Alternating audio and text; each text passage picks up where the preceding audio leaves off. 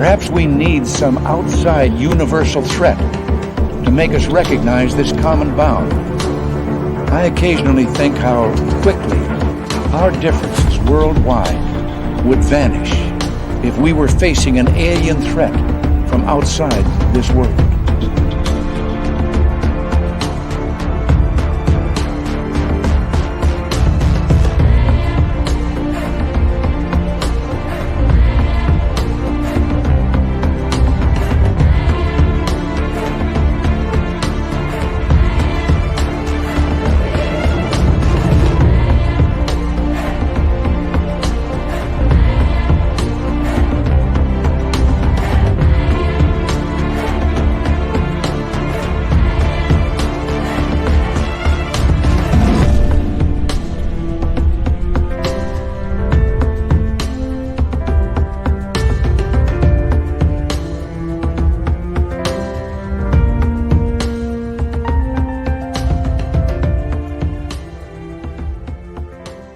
Good evening and welcome to Spaced Out Radio tonight. My name is Dave Scott. Very much appreciate you tuning us on in for a great night of the show. Yeah, I'm a little worn out tonight. Been working with horses all day. No, I don't own a horse, but my daytime job had a retreat going on, and we get to work with horses, and that's pretty cool. I miss doing that. I am tired tonight. That's okay. We're talking ghosts all night long. Ross Allison from Spooked in Seattle is here tonight. Been a while since we had Ross on. We're glad to bring him on back. And we say hello to each and every one of you and be in the gold medal position. Nightmare in the silver. Sugar Britches with the bronze medal tonight. Race Fan, how you doing tonight, my man? Robert Lamar, Sundance Kid is here. Sundance Kid will be signing autographs after the show.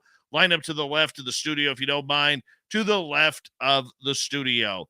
JSCO, Raymond L., nice to see you. Brown Dwarf, Michael Morris, Les Paul Holland, Chris 716, the Mac Geek, Melissa Nicole, Kathy Evans, D. Cohen, welcome all back to the show. Toe Tag, Desert Rat, Mama Susan, Kurt M., Laura Lobbs, thank you for joining us. Emmy Tong, Nancy Thames, and Allison Singh, good to see you all. To Mothman, Dark Woods, Luscious Jewels, good to see you. Double Day, nice to have you back. Hello, Jenny and Jessica. Good to see you both. Zed Hut is here. Zed Hut will be signing autographs after the show as well. Line up to the right of the studio, if you don't mind, to the right of the studio. And continuing on with our roll call tonight, hi, Pixie Lara. And who else is here? W. David Page, Polaris Sucks, Stephanie Kenny Blankenship. Good to see you. And who else do we have? Doug Shelby is here. The Doug Shelby has arrived, which means we can officially start this show. Hi, Kim Stanley and Lori Barnes. Good to see you both. And Forrest Louie, thank you so much for kicking off the Super Chat tonight. The Super Chat is a wonderful way to support what we do on this show on a nightly basis. So thank you so much. Let's try this one. Hold on here. Is it that one? Ah! Holy cow, that's bright. Oh, right there. Is that going to improve things? Maybe. There we go. See how that goes. And let's see. Gizmo, how you doing? Penman, that's all you got to say. Philip Baca, good to see you. Paramarv, Derek Galloway, good to see you both. And there's Gansfeld and the Ferret. Nice to see you. Hello there, sweet Donna Spencer. And the Cryptid Huntress, who will be hanging out with me in Vegas. Yes, indeed. Susie Razor, welcome to SOR Chat. Thank you for joining us. Willow Thomas, welcome to SOR Chat from Australia. Good to see you. And Roger Murray. And who else is here? Let's take a look here. Beelzebrad, thanks for coming on in. And Bolenia, my man, we'll see you next week, brother.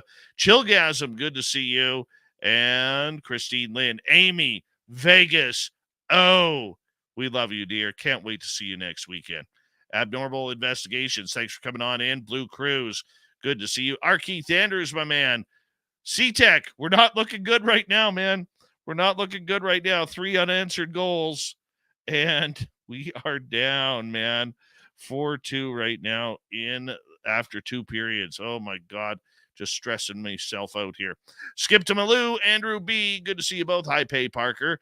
Len Dorman, good to see you. The Unknown, thanks for coming on in. And let's get the radio side going. So that way we could get Bill WD40 into the chat room and lube us up for tonight's show. And we got 30 seconds. Once again, the super chat is open. Thank you to Louie and C-Tech for kicking things off. Very much appreciate the love and support, guys. Also, you can do a little shopping at our website, spacedoutradio.com. Hit our store. Go get some nice swag, will you? Ross Allison is our guest tonight. Hi, Ross Lambda. How you doing?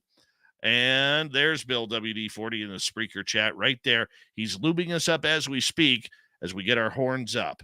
Let's rock.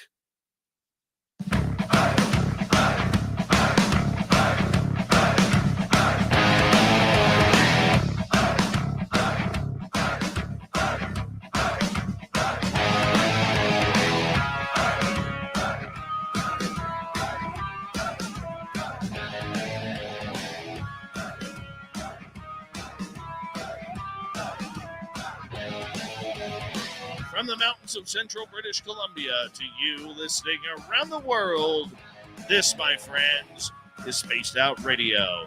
I am your host, Dave Scott, sitting in the captain's chair of SOR headquarters. We welcome you to tonight's show on our terrestrial affiliates around North America, digitally on Odyssey Radio, TalkStream Live, and KPNL. All of our archives are free. Join us at youtube.com/Spaced Out Radio. Do old Davey the favor, hit that subscribe button. You can follow us on Twitter at Spaced Out Radio, Instagram at Spaced Out Radio Show, and on TikTok at Spaced Out Radio. Our website, spacedoutradio.com. We have a plethora of features for you. Rock out to Bumblefoot, read the Newswire, check out our swag as well. Tonight's show is brought to you by Chive Charities. Help make the world 10% happier by visiting Chive Charities today. You can find them on our website. I can't wait to do this show tonight because we got Ross Allison here to break down everything paranormal and parasensing everything as well. Yes, let's get naked for ghosts tonight, people. Then in hour number 3, we got a great story from Steve Stockton from Among the Missing. Little Timmy Senor will be here with the UFO report. Tonight, we welcome back a good friend of this show. Ross Allison, in my opinion, is one of the top paranormal investigators in North America, if not the world. He's got a new project he's been working on for over a year now called Parasense. We're going to get into that, and that's how people in the nude are affected by paranormal activity.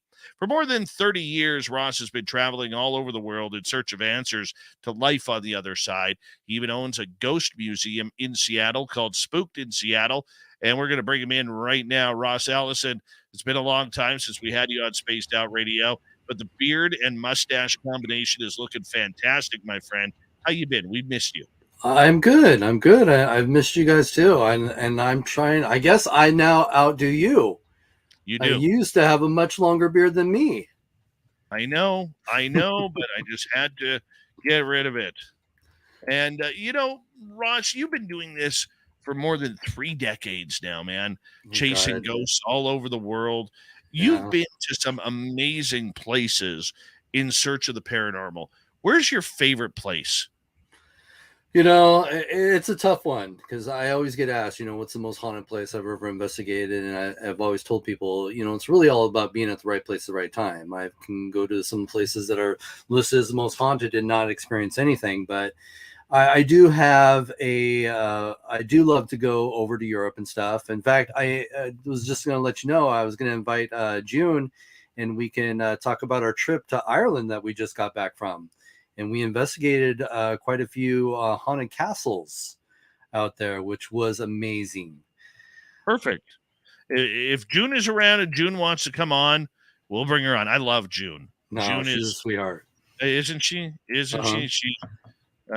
She absolutely is. 30 years, though, you've been doing this, my man.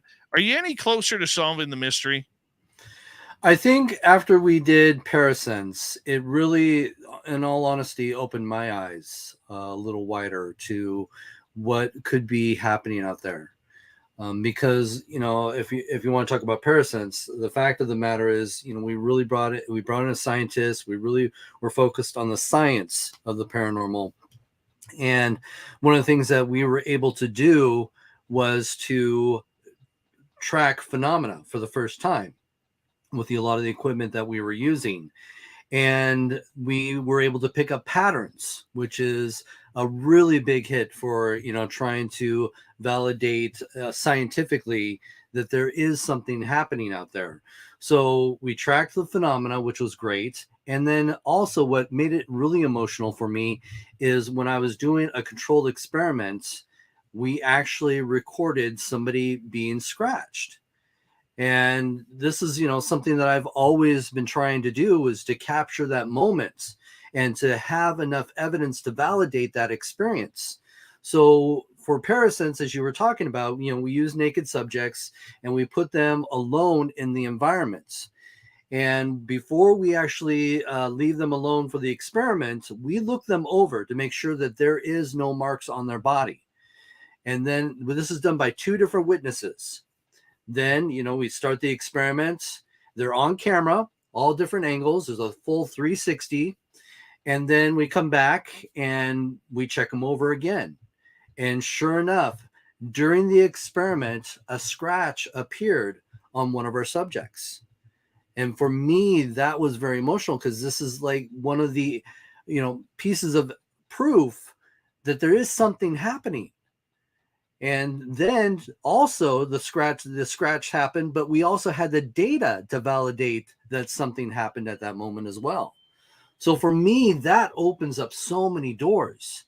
The missing pieces that we've been looking for to validate that this is a phenomenon that does happen. It very much does. I mean, why naked though? What does being naked have to do with it? Because I know this has been probably the most controversial question regarding this entire documentary and scientific study called Parasense. Yeah. Well, the thing is, if you're trying to prove touch, you have to see what's happening to the physical body. What's happening to the skin, what's happening to the muscles, anything that you can just prove that there is something physically happening to the human body itself. And of course, when somebody's wearing clothing, it becomes contaminated evidence. Anybody who's skeptical or in the scientific field, if you got somebody who says, "Oh, I felt a hand on my back," and they're wearing a shirt, they're going to say it's contaminated evidence, because it could have very well been that shirt. And so you really have to take all that away. As we say, strip it away. No pun intended there. Well, maybe. And so we basically want that true raw data to understand what is happening to the physical body. And of course, people said, well, why can't you just have them maybe in their underwear? Well, when you're putting subjects in a situation such as a brothel, you kind of want to have all elements available, because you never know where a spirit is going to touch an individual. And so if they are going to touch you in the genital area, we want to know that information. So we just want to make sure that if a subject's willing to offer up their whole body, we'll take advantage of it, because we want to collect the data to validate these experiences. Very true. I like my good buddy, Little Marky Spender, who you've met, saying, "Dave, we are friends, but we ain't getting naked to go look for Sasquatch. Got to draw the line somewhere." Mark, I agree with you. I agree with you, buddy. We're going to keep that one safe and sound. But getting back to this, Ross, I just don't understand why so many people in the paranormal have kind of put this experimentation down, on you doing this. I mean, there's nothing more pure than a naked body. It doesn't matter the size, the shape, how tall, how limber, how muscular, how chubby like me or anybody, anything like that. There's nothing more pure.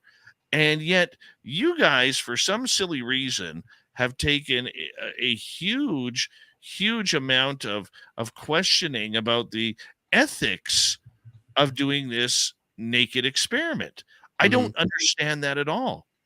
Well, I think we also come from 2 different parts of the world as well, 2 different cultures. America tends to be a little more, how how I say, they shun nudity. You go to Europe and they have the cares about nudity. You can see nudity on TV. So I think it's a cultural thing. A lot of people tend to think, when you bring up nudity, it's, all about sex. And then some people claim that it's just a gimmick. And I always throw it out to the individual asking the question.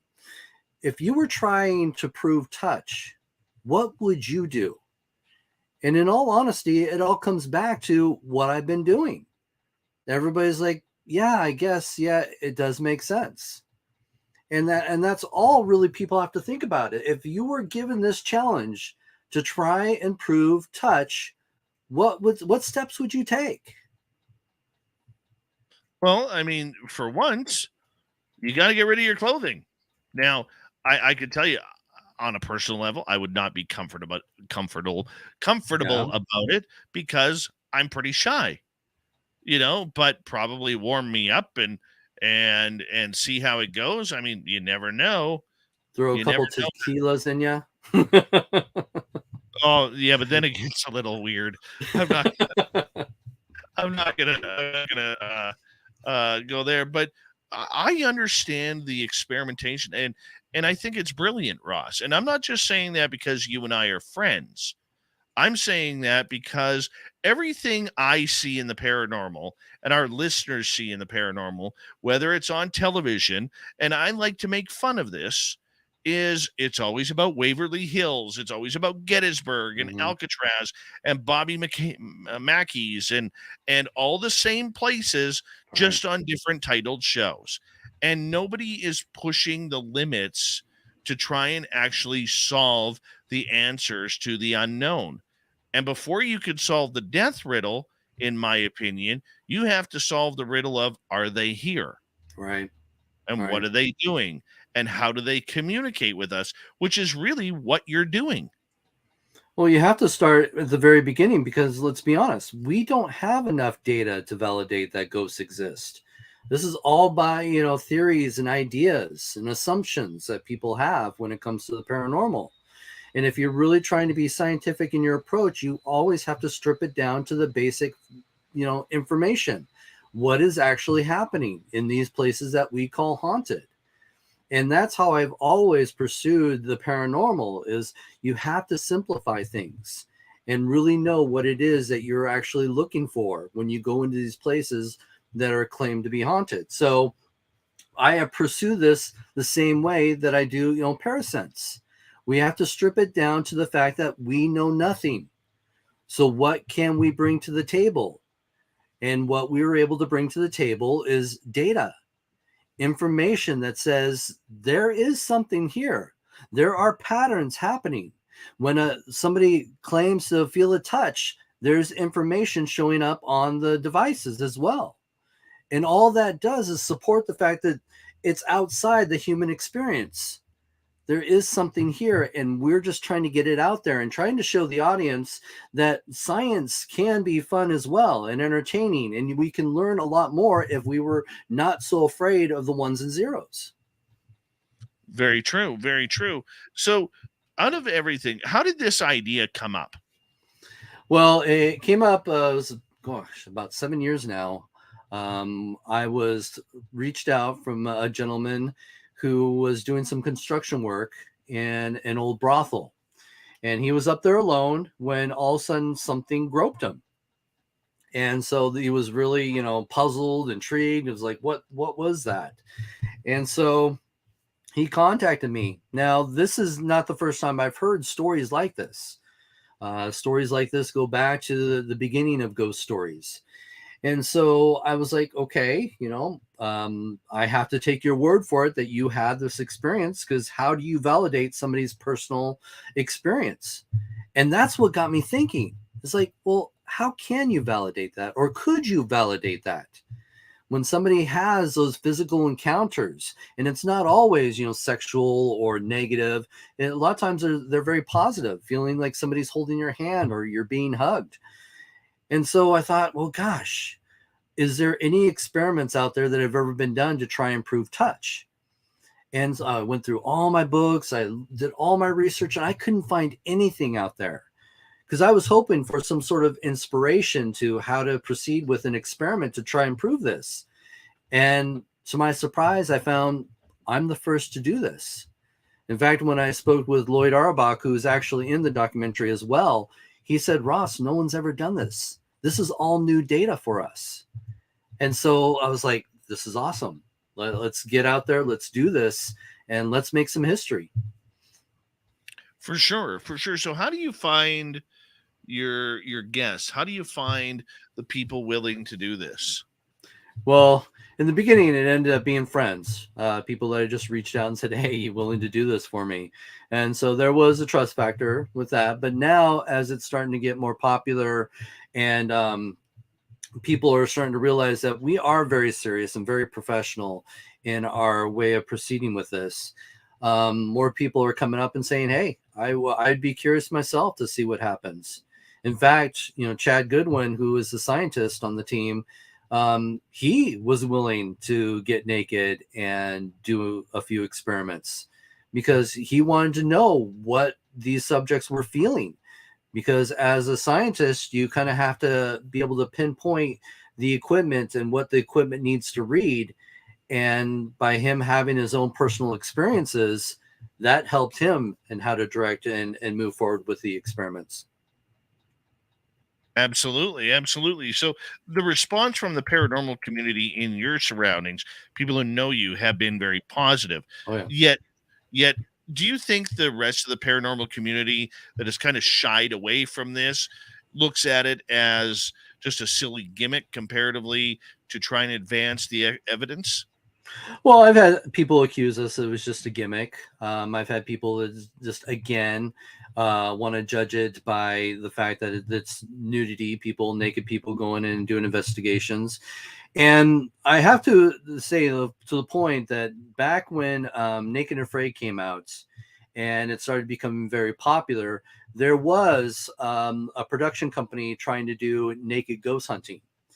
And so, again, just having a bunch of people running around a haunted location naked.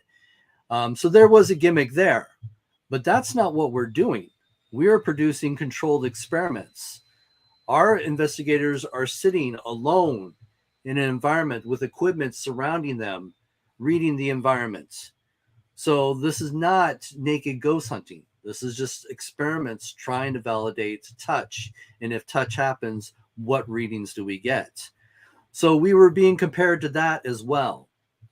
But otherwise, I think mostly when people open their mind and check it out and watch it, they're like, oh my God, this is totally new, outside the box. This is amazing research, new evidence, new equipment being used on investigations, equipment that we can use for other elements of the investigation, not just for touch. So we're opening a lot of doors, and I'm hoping people will at least check it out and judge for yourself. Well, I mean, people will judge for it. Where can they find it?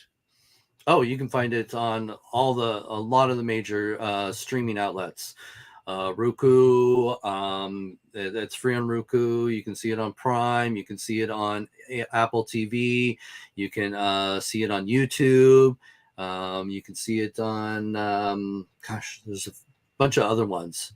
It actually just was now released in the UK as well. And what were the results? Outside of the scratch, what were the results? From the audience or? From your investigation in this? Our results are, we have actually opened a lot more doors to the fact that we can validate that there's something happening. Again, we need more data. We can't, say, yes, this is ghosts. We have proof of the paranormal. We need to collect more data. But we at least are opening the doors to the fact that there's something that the human body is experiencing that is not psychological, that is actually an element outside of the human body. In fact, with the equipment that we're using, we're the first to track phenomena. And one of the things that when we were working with Lloyd, when he parapsychologist, And, they talk about a lot of times when people feel physical phenomena on themselves, that they believe a lot of times they're projecting it on themselves. One of the examples he used was the entity case, a very famous case in the 70s. And he claimed that she was projecting this physical phenomena on herself. And so that's great information. And so with our equipment, one of the things that we learned that's not the case when we had people get touched. Because if you're projecting that phenomena on yourself, you're basically sending it out and it comes back to you. All right. But what we picked up with our Spectre system was something came out of nowhere, basically touched the subject and then left. So right there is some major evidence that there is something outside the human experience. And that is what you're trying to prove. The idea, though, that you guys are doing this completely for scientific reasons. Yes, you filmed a documentary on it, but it is for scientific reasons. Before Parasense, how hard is it to try and conduct true scientific investigation and experiments within the paranormal? Well, it's hard because we don't have enough people that have the scientific means of trying to collect the data correctly. Right now, the paranormal field is all over the place. And they're also very much focused on more subjective evidence or suggestive evidence rather than collecting data, collecting those ones and zeros. Because most people are getting their education from watching the television shows. And, a lot of these people that are on television claiming to be experts are not experts. Let's be honest here. Most of them don't even have any history in the paranormal before they even had their show. That's the problem we have. And so we need more people like Chad Goodwin who actually have a background in science, who are able to develop the equipment that we need to focus on the environment. Because most ghost hunters are using equipment that was not made for ghost hunting. Most of it is, we're finding that the EMF detectors that they're dependent on are not fast enough or even sensitive enough to pick up a lot of the phenomena that we're able to get. So that alone shows that we're using the wrong equipment to try and validate our experiences. Very true, Ross. We got about a minute to go here. How fun has this project been for you? Oh, it's been amazing. I'm so excited to get out there and do some more research. How come? Like, what makes this Parasense so much fun? Well, I think when you have those experiences, when you're there to witness the experience and the data at the same time, it's just brings tears to my eyes. And that is the truth. Could you say that this is really the first time in your 30 years that you've had something this special happen? I would have to say yes. For me, it's the first time that I was able to reach the level of investigation that I've always wanted to achieve. I've always been somebody who has worked outside of the box, who's always been very level-headed and tried to maintain the credibility in this field. And so when you're able to submit more evidence that can at least make people in the scientific field go, maybe there is something to this, then you've done your job. And that's all I'm trying to do. Love it. Ross Allison from A Ghost in Seattle, Washington. He also has a haunted museum called Spooked in Seattle. We'll be back with more ghost stories from Ross right after this on Spaced Out Radio.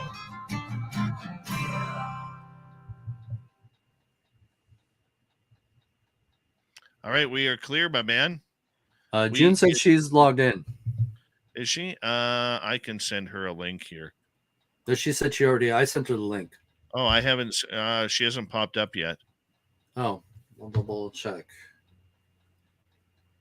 I'm waiting. Yeah, maybe send her the link. Yeah. Junith, we're coming.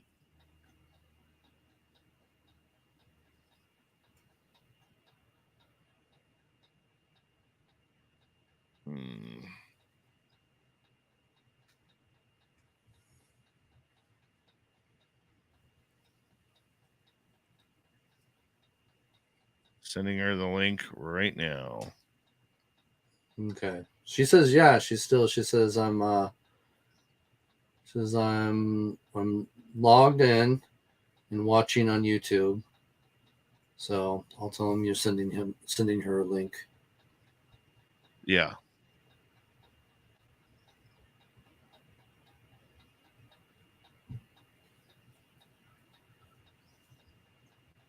Says got it. Perfect. I thought it'd be fun because we just got back from Ireland. So we spent 10 days out there and stayed in I think 5 haunted castles. Oh, nice. So, yeah. Very nice. Very nice. That would be cool. Look at you, the space traveler. Judith, how are you? I'm good. Can you hear me okay? Yeah, you're beautiful. Thank you. Do we have to have the camera on her? Would you shush? Wow. So I was telling them about our trip to Ireland. Do you remember all the names of the castles? Don't I'm give good. them up How yet. are you doing? Don't give them up yet. We will wait until we get back from the break. I just want June to remember all the names of the castles too.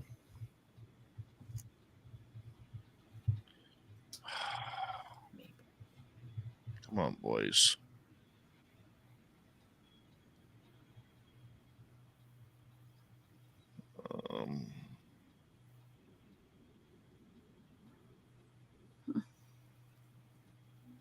Need an update here.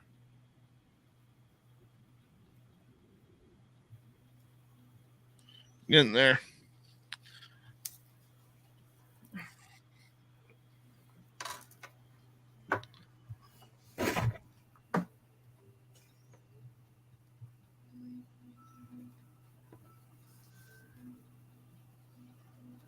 All right, we're within one still. Come on, boys.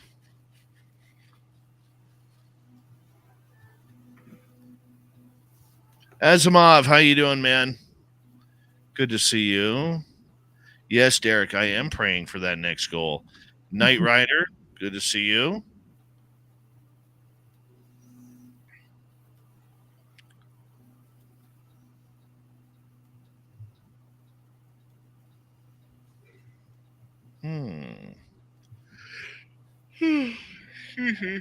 Oh. Are you gonna be able to stay up the whole night? Oh, I'll make it. Not that tired, just worn out. Yeah. That's it, just worn out. So you're gonna grow the beard out again? Maybe in fall. Fine. Maybe. Lee the Bee, how you doing? Mass Shadows, how are you? Yeah, we'll see how it goes. I might even grow the hair back again. I haven't figured that part out yet. I think I like you with short hair. I look thinner. Yeah, I don't look like a poodle anymore.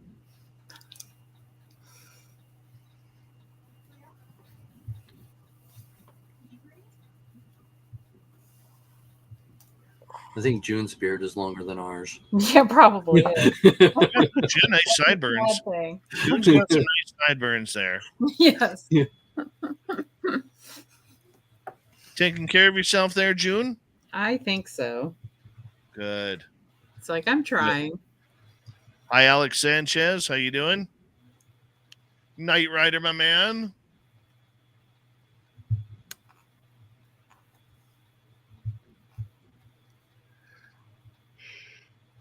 Oh, excuse me. All right, we got 30 seconds. Thank you to Louis, C-Tech, Deb, and Rob for the super chats. Very much appreciate your love and support of Spaced Out Radio. Thank you so much. We are off to Ireland next. All right, guys. Be more Dan. How you doing? Few more days, brother. Few more days. Here we go with the next half hour.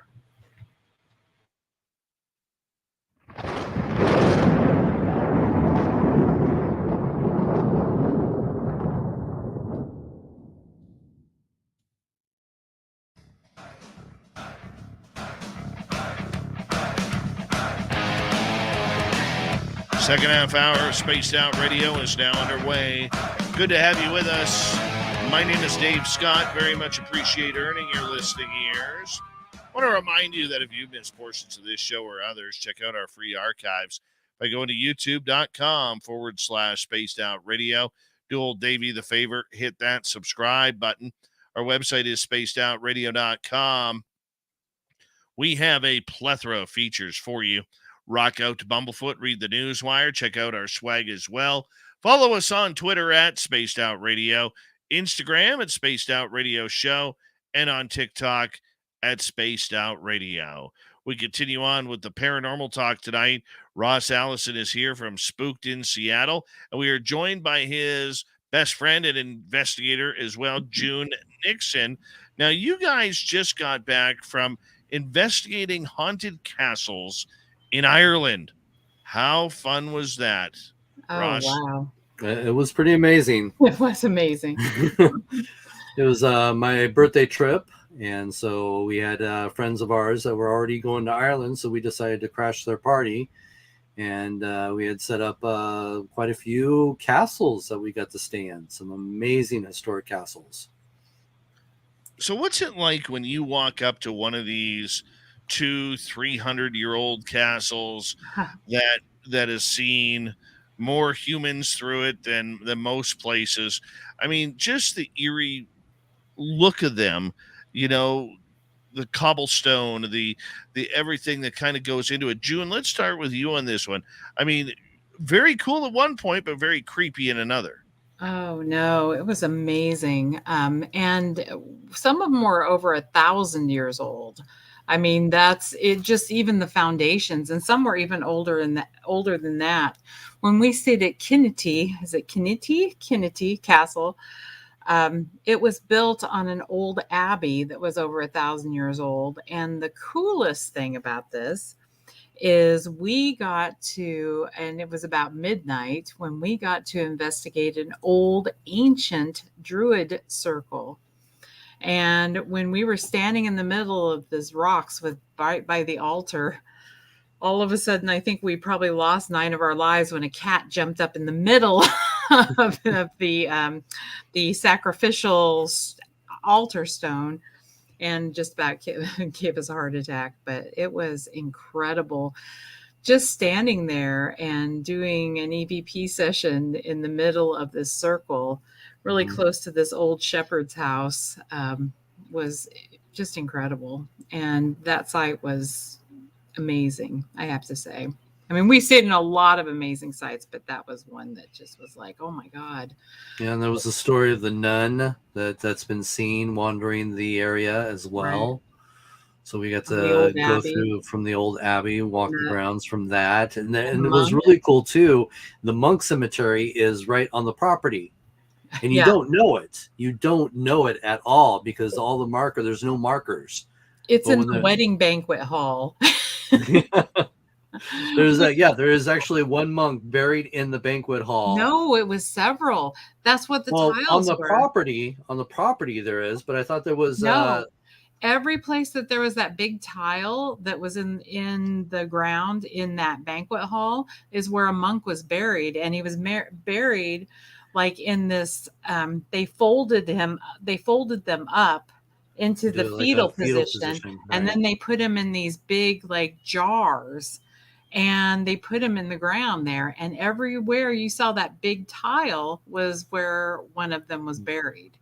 So there were I think there were 4 in each area. So I don't know how many there was. I think there was like 16 different ones there. And then out in the courtyard, he had the other There's ones like that said 20 about of them or 20. something. Yeah. Yeah, about 20. So it was incredible. But yeah, that was one of the incredible things that we saw. We crammed so much in each day. Yes.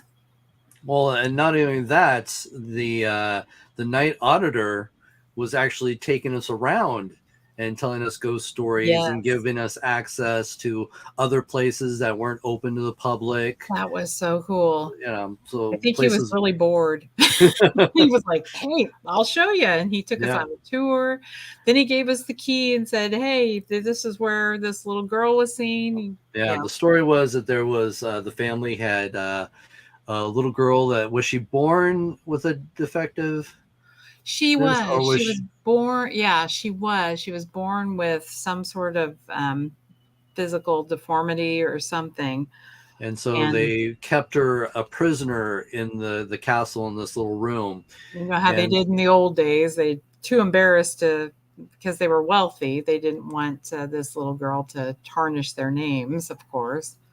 Of course. Of Yeah. course, yeah. So this room is now part of one of the rooms that they rent out in the hotel.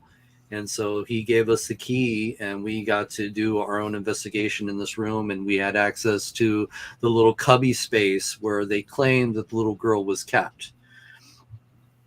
And we had all kinds of fun things happen. In fact, didn't you have experience, June? Oh, man.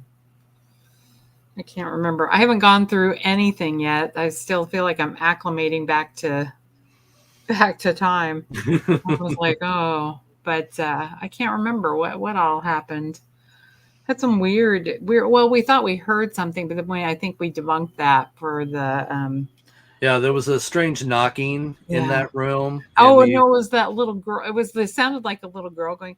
Ah, oh, that's right. It was and then whenever that machine kicked on and made that noise. First time we heard it, we were like, "What did we just hear?" But yeah, that was pretty fun. I know this may sound like a silly question, guys, but for someone who has never traveled across the pond, is there a difference between ghost hunting over there and ghost hunting here in North America? If so, what's the difference? You can take that Well, one. Yeah. one of the things that I thought was really interesting is, as you know, I'm very strict in my protocols when investigating the paranormal. And when I've had the opportunity to work with other groups over in the UK area, I was surprised that a lot of these groups were meeting up at a pub before the investigation. So everybody's, putting on a few drinks before they go out and investigate. Seeing and I their was just spirits early.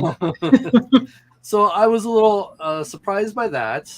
But there's also this mentality that they don't need proof to the paranormal. So they're not always about, having more of a scientific approach. It's as simple as, dowsing rods and pendulums for them to prove the paranormal, where for me, I want more hardcore data. So for them, and this is another great example, when I was in Rome, I had the opportunity to investigate the catacombs. And when I approached them to say, I'm a ghost hunter, and this is before ghost hunting shows were on the air. Right. So, I go up to them, I say, I'm a ghost hunter, and I would love to investigate the catacombs. I hear there's ghost stories. And they're like, yeah, there's ghosts. And I was like, well, can I investigate? And they just did not get the concept of investigating. They were telling me, yes, they've got ghosts. We've all had experiences. Yeah, there's ghosts, but they didn't understand why I wanted to investigate this location. Right. And so I was able to convince them to at least lock me in a little section, because the catacombs are massive. It's a maze down there, and there are stories of men and women being lost down there for days. So they locked me in a little section of the catacombs so I wouldn't wander off too far. And that's where I actually got one of my favorite EVPs, where I had asked, because I don't speak Italian, so I'm hoping that there's somebody there that might, understand English. And I had asked, is there anybody here? And I get the response, C, which is it sounds yes. like a man. Yeah. Yeah. So yeah, it is a totally different concept. I think it's more caught up now that the popularity of ghost hunting, as you know, a lot of these other countries are imitating our television shows Yeah. for themselves on YouTube and stuff like that. Yeah, I mean, technique wise, though, would it be the Right. same? Would you approach a ghost the same way over there as you would in America? Yeah, I would just definitely would want, especially if somebody speaks their language, it would be nice to have an interpreter on the investigation. I feel that you may get more results if you're doing EVPs in their own language rather than in English. Okay. Okay, so the idea that these castles that you just visited are haunted, are you able to put the information together to kind of figure out who was there, who you were talking to? Well, June, unless they, I was going to say, unless they say introduce themselves to us, but yeah, and that it's the would, same as here. You know, we get very limited information on who we are, talking to. You got to understand that most places that are rumored to be haunted, they tend to label their ghosts off of somebody who was famous, some tragic event that happened throughout history.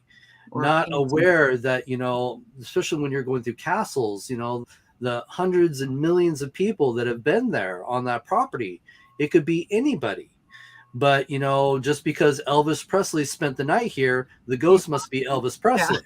You get a lot of that going on where they want to assume that the ghost they're experiencing is somebody who had some sort of famous title, or Right. because they died tragically there. Or uh, it's always this lady in a painting. There's usually this beautiful woman in a painting above the fireplace, and that's who the ghost is, a yeah. lot of times. And it's like, you know, And we can't assume that. That's like I said earlier, we have to strip it down to the simplest form. If people are seeing an apparition of a woman, then we know that it's a woman, but we can't assume that it's the lady of the house because, just because everybody else assumes that it is. Until we can actually have that direct communication and ask questions, what is your name? And you get a direct response to an actual name, then you have more pieces to that paranormal puzzle. Mhm. That makes sense. So, when you're investigating these castles, because of their age and everything, are there secret rooms? Are there secret layers? Are there secret tunnels? Well, whenever there's a crawling tunnel, we always send June in Yeah. first. Like June would go into a crawling tunnel. It's like Indiana Jones and the Temple of Doom, Yeah. Yeah, not the spiders and creepy crawly things. I chase a ghost so much easier. But Or yeah, we mice we and we rats have found ourselves and going into snakes certain and bats. places. In fact, gosh, not just outside of Ireland, the last time when we were in Italy, we investigated a castle outside of Rome. And we got to go down into a certain area that was not open to the public, and we went down some tunnels and crawl spaces and investigated all kinds of interesting places. A lot of times when you do these, we hit a lot of ruins as well, and you'll find yourself crawling around in certain areas just to try and detect something. Yeah, I don't crawl though. Just saying. Don't blame you. Yeah. So, out of the activity that you had, was one castle a lot more active than the others, or were they all pretty much the same? Oh wow. I'm trying to think, which one did we have the most activity? I'm We trying to did think. we I'm did looking Lepca. through. I had to go. Yeah, we got to do Lep Castle. That's one of the most, I guess. Notorious haunted Yes. locations in Ireland. It's been featured on quite a few shows. And that's They the second say, time though you got to do Lep yeah, Castle. Only first time for me, but So we got to walk around that area. We really didn't get a chance to do any hardcore investigating. We did an EVP session. We walked around. The guy who owns it, he gave us, the keys and let us do our thing, but he also opens it up to the public. So by the time we got up to the top layer of the castle, another couple had come in, and so he let them go through too. And so it was kind of like, we did this a nice is now EVP session, we did. for a while. We had quite a bit of time to ourselves, but once other people start to come in for a place that is, open to the public, it kind of becomes contaminated evidence, and so we kind of, shut it down and go off and do our own thing. It's wrong to push people out windows when they come up the stairs, I know, but June likes to do it. Making more ghost stories. Stops me. It's like, Well, every team needs a member like June in order to take one for the team and and make sure that everything goes as planned for safety reasons. Ross, it's all about safety reasons. That's right. Exactly. So the fact that you guys were able to do this, did you get any cool EVPs with the accent and maybe a different type of of English that was spoken? Well, I definitely know you can get EVPs in other languages. Like I was talking about when we did Italy, I had that EVP that said "sì," which is yes in Italian.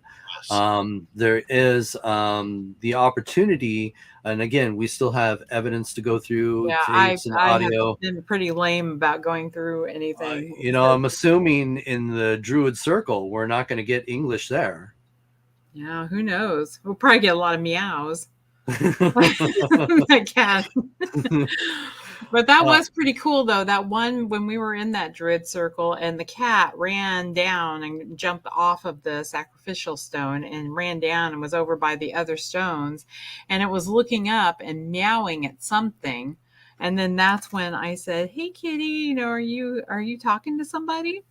And all of a sudden the cat comes running back to us and jumps back up on the stone and starts, licking herself.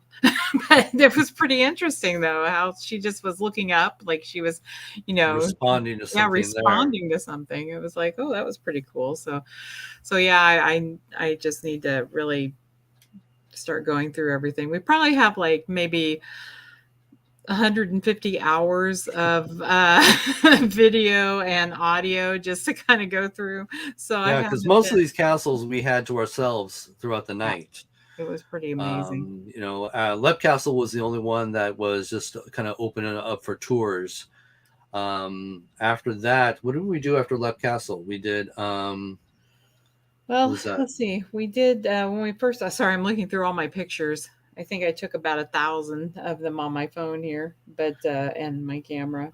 But because we had started off in Glasnevin Cemetery, and we did a little EVP session there too. It's like I did over here, and we got to see so many amazing ruins.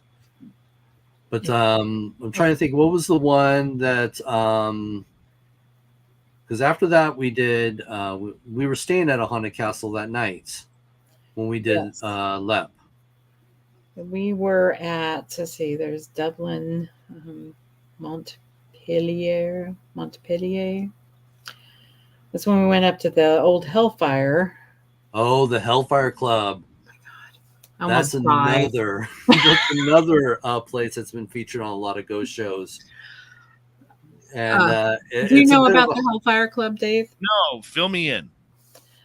Well, they had several different branches. One in, of course, England is the biggest one. And then they had another one in Ireland. And it was kind of a club for a lot of the wealthier citizens at the time in the 1700s, late 1600s, 1700s is around that. But Ben Franklin was actually a member of the Hellfire Club. And it was a kind of a club of debauchery. And they were all kind of atheists, and they're free thinkers, radicals. I mean, just this whole, everything. But they built this Hellfire Club on the top, very top of this hill. The view was amazing. It's just getting up there was another thing.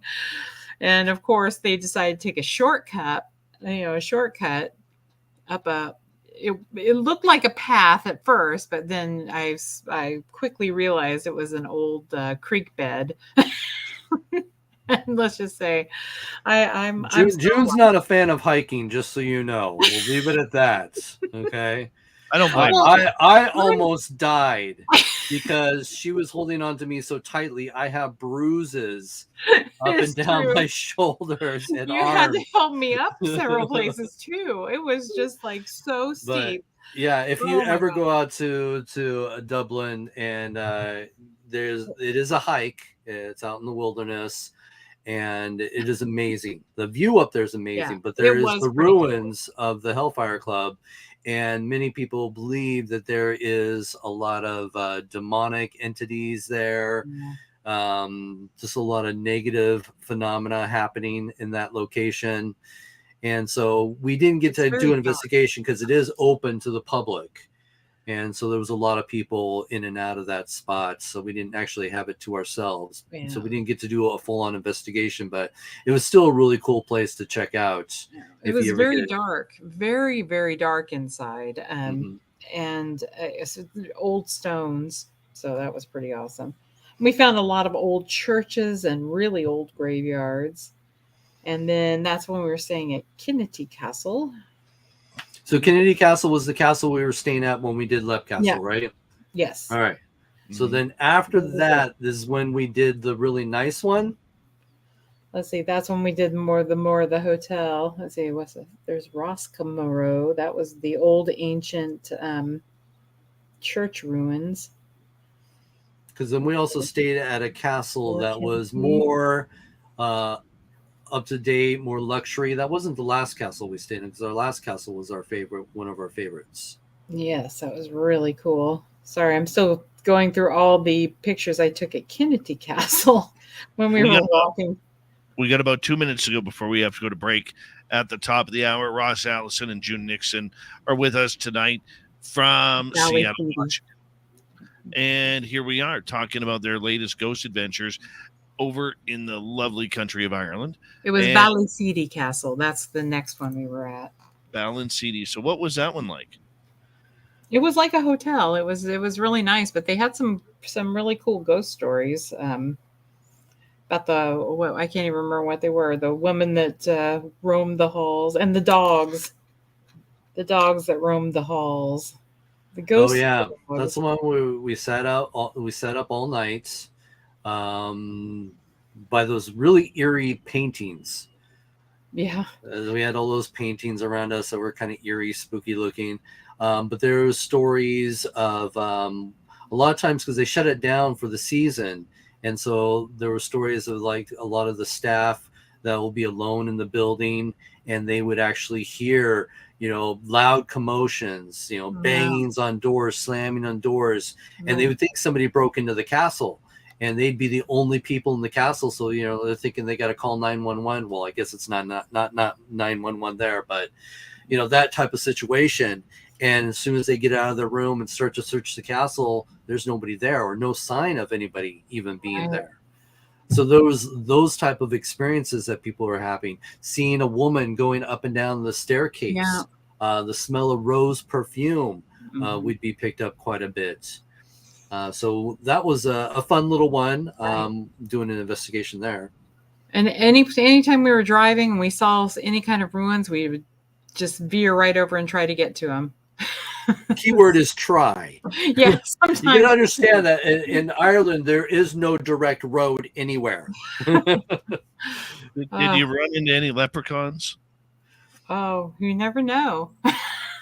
we did at the Wax Museum.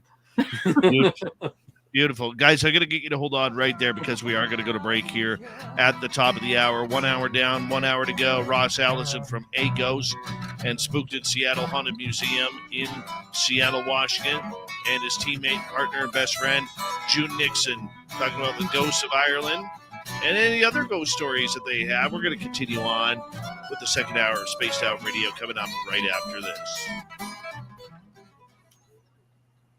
Sorry, just going through all my pictures here. Hi, Captain K-Rod. How you doing? The lovely Kira. All right. I'm just going to take a quick So what breath. was the name of the last one we stayed at, June? I'll be right back, okay? No problem. All right. Let's see. Start with the K. I remember that. Let me go back here. Kennedy was the first one. Kinnity. Balsidi. Then we did the Ballyseedy, Ballymoney. Oh, Ballymoney. The Dark Hedges. Oh, the Dark Hedges. That was an interesting trip too. We should talk about that one. Causeway Walking down that. Coast. Then Dunluce Castle is the one with the ruins that we stopped at after the Giant's Causeway. Let's see. And then we got to see the mummies. We have to talk about the mummies. Oh, the mummies. And the lamb stew. June's lamb stew. That was amazing. They let you pick out the lamb too. Would you stop? Let's see. The Wax Museum. Well, that's the Wax Museum's back when we got back to Dublin, so it's before that. It's before that. And then the Giant's Causeway. St. Missions. That's the church. Okay. Dunluce. Giant's Causeway. The very last one was the Dark Hedges. I mean the So it was before the Dark Hedges, because that's right, because we stayed at a normal hotel there near the Dark Hedges. So before that was the last castle that we stayed at, because that's when we headed back to Dublin. Londonderry. Let's see. We stayed in. And then we got to do the tour and got to hold all those ancient weapons. That was pretty awesome. That was the castle. That's the castle. Yeah. That was Ballina Rural. Ballina. No, that's not the name of the castle. That's the name of the castle. Hold on. I'm just looking at what my phone says. Well, it was in Ballina.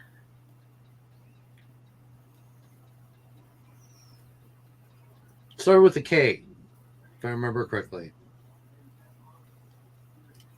That was the name of the town, Ballina. Then Mayanlach. That was the name we were in Galway. Liamana Castle. Oh, that's what the name of that one castle was. We couldn't figure out the name of it. My phone's telling me. Okay, that was right there. So we did the Ballyseedy. That's pretty cool. Ballyseedy was the one with the dogs. Right. And then, it's not telling me the name of the castle, though. Galway. Ballina was the name of the town. What was the name of that castle? I'm still going through 1,000 birthday wishes. Mm-hmm. To get to my Facebook page, see if I put it down on mine.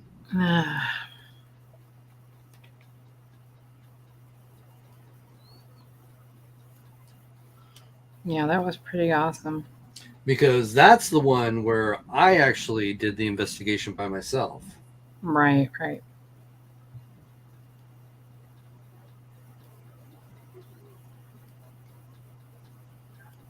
Okay, so I'm at the Wax Museum. I'm at the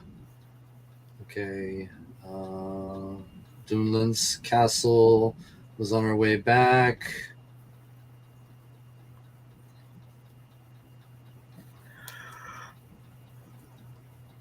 And the Dark Hedges. We should definitely talk about that. That was pretty cool. Yeah, definitely. Because you even had an experience there, didn't you?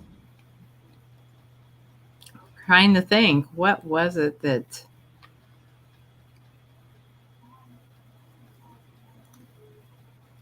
Am I missing something? Oh, we heard something. It sounded like somebody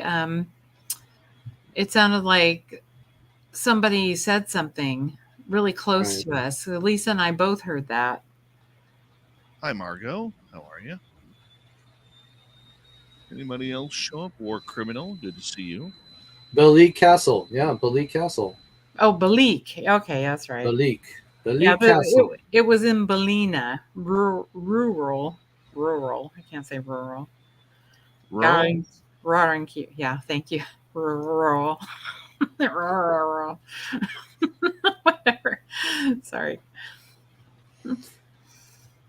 Balik Castle. Yes, that was Yes, the because one. then she gave us a tour of the downstairs where nobody else could go if you were a normal person staying there. And then that's when we got to hold these ancient weapons. That was pretty amazing. All right, guys, we have June tried stabbing 40 me. seconds.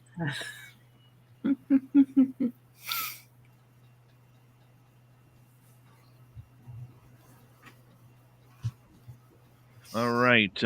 Big thank you to Louie, C-Tech ×2, Deb, and Rob for the amazing super chats. Very much appreciate the love. Can't wait to see you all in Vegas next week for our second annual Vegas fan party. And we're going to have a blast. I can't wait to see all you all. Hey, Yumi Doll, how are you? Good to see you. And here we go.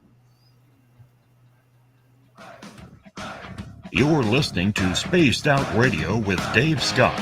Follow Dave on Twitter at Spaced Out Radio and on Facebook, Spaced Out Radio Show. Here we go with hour number 2 of Spaced Out Radio tonight.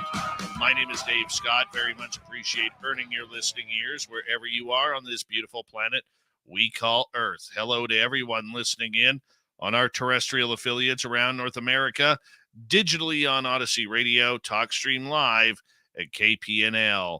All of our archives are free. Join us at youtube.com/Spaced Out Radio. Do old Davey the favor, hit that subscribe button. The Desert Clam has set the password for tonight in the SOR Space Travelers Club. Ichu. Ichu is your password. Use it wisely, Space Travelers, as the Clam sets the password each and every night right here on Spaced Out Radio. Our website, spacedoutradio.com. We have a plethora of features for you. Rock out to Bumblefoot, read the news wire, check out our swag as well. Follow us on Twitter at Spaced Out Radio, Instagram at Spaced Out Radio Show, and on TikTok at Spaced Out Radio. We continue talking to the paranormal tonight. Ross Allison from A.G.H.O.S.T in Seattle is here. He also owns Spooked in Seattle's Haunted Museum, so you want to check that out if you're ever in the Emerald City. And his teammate June Nixon is with us as well. They just got back from Ireland talking about ghost hunting over across the pond. Ross, June, welcome back. It's always great to be here. Yes. How do you investigate a haunted castle if it's open to the public at the same time? Wouldn't that cause a lot of Contamination. Contamination is the word I'm looking for. Yes. Thank you. Well, luckily for us, most people aren't there for investigating the paranormal. So a lot of people tend to go to bed at 9 o'clock at night, and then you find yourself alone in the castle. And that's when we usually have the opportunities to investigate the places. Like I said, the first castle, the night watchman, he basically led us, into places that weren't open to the public. And there weren't a lot of people there either, which was even better. I think there was only like 2 other couples there. Huh. So a lot of these places didn't have a lot of people there. The only one that had a lot of people there was the newer one. Valley City Castle. There was a lot of people there. I think there was a family reunion and famous for weddings and everything like that. So it was a lot of big families there. But again, same thing at night. Everybody goes to sleep. We are able to walk around the castle, have it to ourselves, and do our own little investigations, doing some EVPs, doing some video, that type of thing. It wasn't like, the other castles that we've had a more controlled environment. Right. It was just us, yeah. Well, then that's cool to know. And were the ghosts friendly? Did they come out to play ball, or did you have to taunt them a little bit? We don't taunt. June will do a naked experiment. Yeah, no, we won't do that. We want the ghosts to come to us, not flee in terror. We've actually we've been pretty lucky. We've had some pretty interesting experiences. Chillingham Castle was an amazing experience. Yeah. That was so where cool. you know, we had it to ourselves and something was responding to us. Especially when we were in the woods. Yeah. That was one of the things that the tour guide, when we were taking a little tour of the whole castle at first, earlier in the evening, and then he said, you know, and no one ventures out at midnight in the haunted forest or something like that. And Ross and I looked at each other and went, challenge accepted. So we went out to this the forest behind there, and this is the forest where people have heard singing. They see a lot of apparitions of people walking around down there. They also claim that this is where the hanging trees are, right, where a lot of the and those men and women like were hung. Trees. They're old, ancient, really amazing, huge trees. And one of the things there, all of a sudden, Ross felt like something pulled the back of his jacket, and he's like, did one of you pull the back of my jacket? And we were like, you know, a couple feet away from him. And so we're like, no, not at all. And it was a completely moonless night. It was so dark. We couldn't see anything without our flashlights. And let me point out, when June is videotaping with infrared, she mainly uses it to see the ground. So most of her investigation and video is looking at the ground as she's walking. I had to see where I was going. I couldn't see. So all the apparitions are probably walking around her, and she's just looking at the ground the whole time. I was really trying to see where I was walking. But there was an amazing experience that we did have there in the woods, and that was, as I said, there's a lot of things that happen in the woods. No one's been able to be out in the woods after midnight, so we're definitely going to be in the woods after midnight to see what people are claiming to happen. And all of a sudden, we hear women talking as clear as day. We can't understand what they're saying, but we can hear them talking. They're coming towards us. We heard them coming towards us in the woods, and you know, first we're stopped. We're being still as possible. We hear these women talking, and we realized, there was a group of like 3 women that were also staying at the castle. We were the only other people. It was our group and those 3 ladies, and they weren't part of Paranormal. They just were staying for the experience of staying at the castle. So we realized, maybe they decided to come out and investigate the woods as well because, of the stories. And we were like, great. So again, having to deal with contaminated evidence. And so we're listening and talking, but we're trying to find out where they are so we can stay away from them and get further and further away. And we realize we don't see any flashlights. And you have a couple of flashlights. It's completely dark. Remember, you're out in the middle of wilderness. Yeah. This castle's in the middle of nowhere. The stars were amazing, but there was no moon. Absolutely there was no light whatsoever. So we had to have flashlights just to see our way around. And we realized there's no other flashlights out there. There's no other source of light. And these 3 ladies are not of the living are not going to be walking around without flashlights in the woods. I can tell you that. I wouldn't walk around in the woods without a flashlight. But we heard them coming pretty close to us. And that's where we were like, okay, where are they? And then there was nothing. And I was like, if they were real people, we would have heard them going back and, back up or something. Back towards the castle. We heard these voices come towards us and then it was gone. Yeah. We were like, I don't think that those were real women. Yeah. I don't think they were alive. Because we were doing, like I said, everything we could to debunk it. Yeah. We were looking for these ladies to be walking around in the woods with us. And there was nobody there. Mm-mm. My gosh. It was pretty cool. How far away were you from them? It couldn't have been more than... it was just enough you could hear and identify female voices, but not enough that you could identify what they were saying. Right. But it sounded like, I mean, they were pretty, I mean, semi close to us, that we heard them coming towards us. So they were walking towards us. We could hear that, but actually we didn't hear them any walking. We just heard their voices. That was another thing too, because there were a lot of dead branches and leaves, and we weren't, stealthy in our walking. That's for sure. So that was pretty cool. Yeah, But that because was June one could see all the twigs that she was stepping on. Yeah, I know. At least I could see them from looking at the footage. Oh my. But Oh my. but yeah, we did an investigation too at the Dark Hedges. Oh, that was another interesting one, because this is in Ireland. Dark Hedges, famous filming locations, been featured in all kinds of movies. Most Game of Thrones. Yeah. Game of Thrones, it's been featured in, and it's just this line of trees, these ancient trees They're all that have grown over the road. And we decided to venture out at night, because the story is that there is also a ghost of a woman that is seen. There's a ghost of a woman in gray, as she's been described, and she's been seen walking around that road. So we decided at night to go out there. We're the only people out there, besides traffic that might drive by. But that was pretty rare. I mean, yeah. It's like once every 20 or 30 minutes. So we're out there by ourselves. It's pitch dark. Again, you need lights to light your way. And I'll let June talk about it, because she had an experience.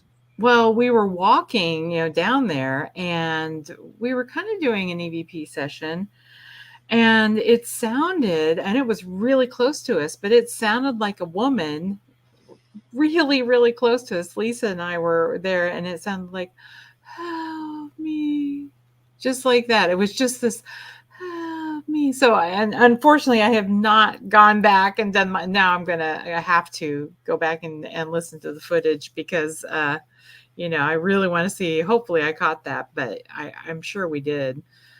And then it was about maybe a few miles down the road, there was I don't know if it was a slaughterhouse or what it was, but all of a sudden we were hearing, like, it sounded like the cries of cows being murdered. It was horrible.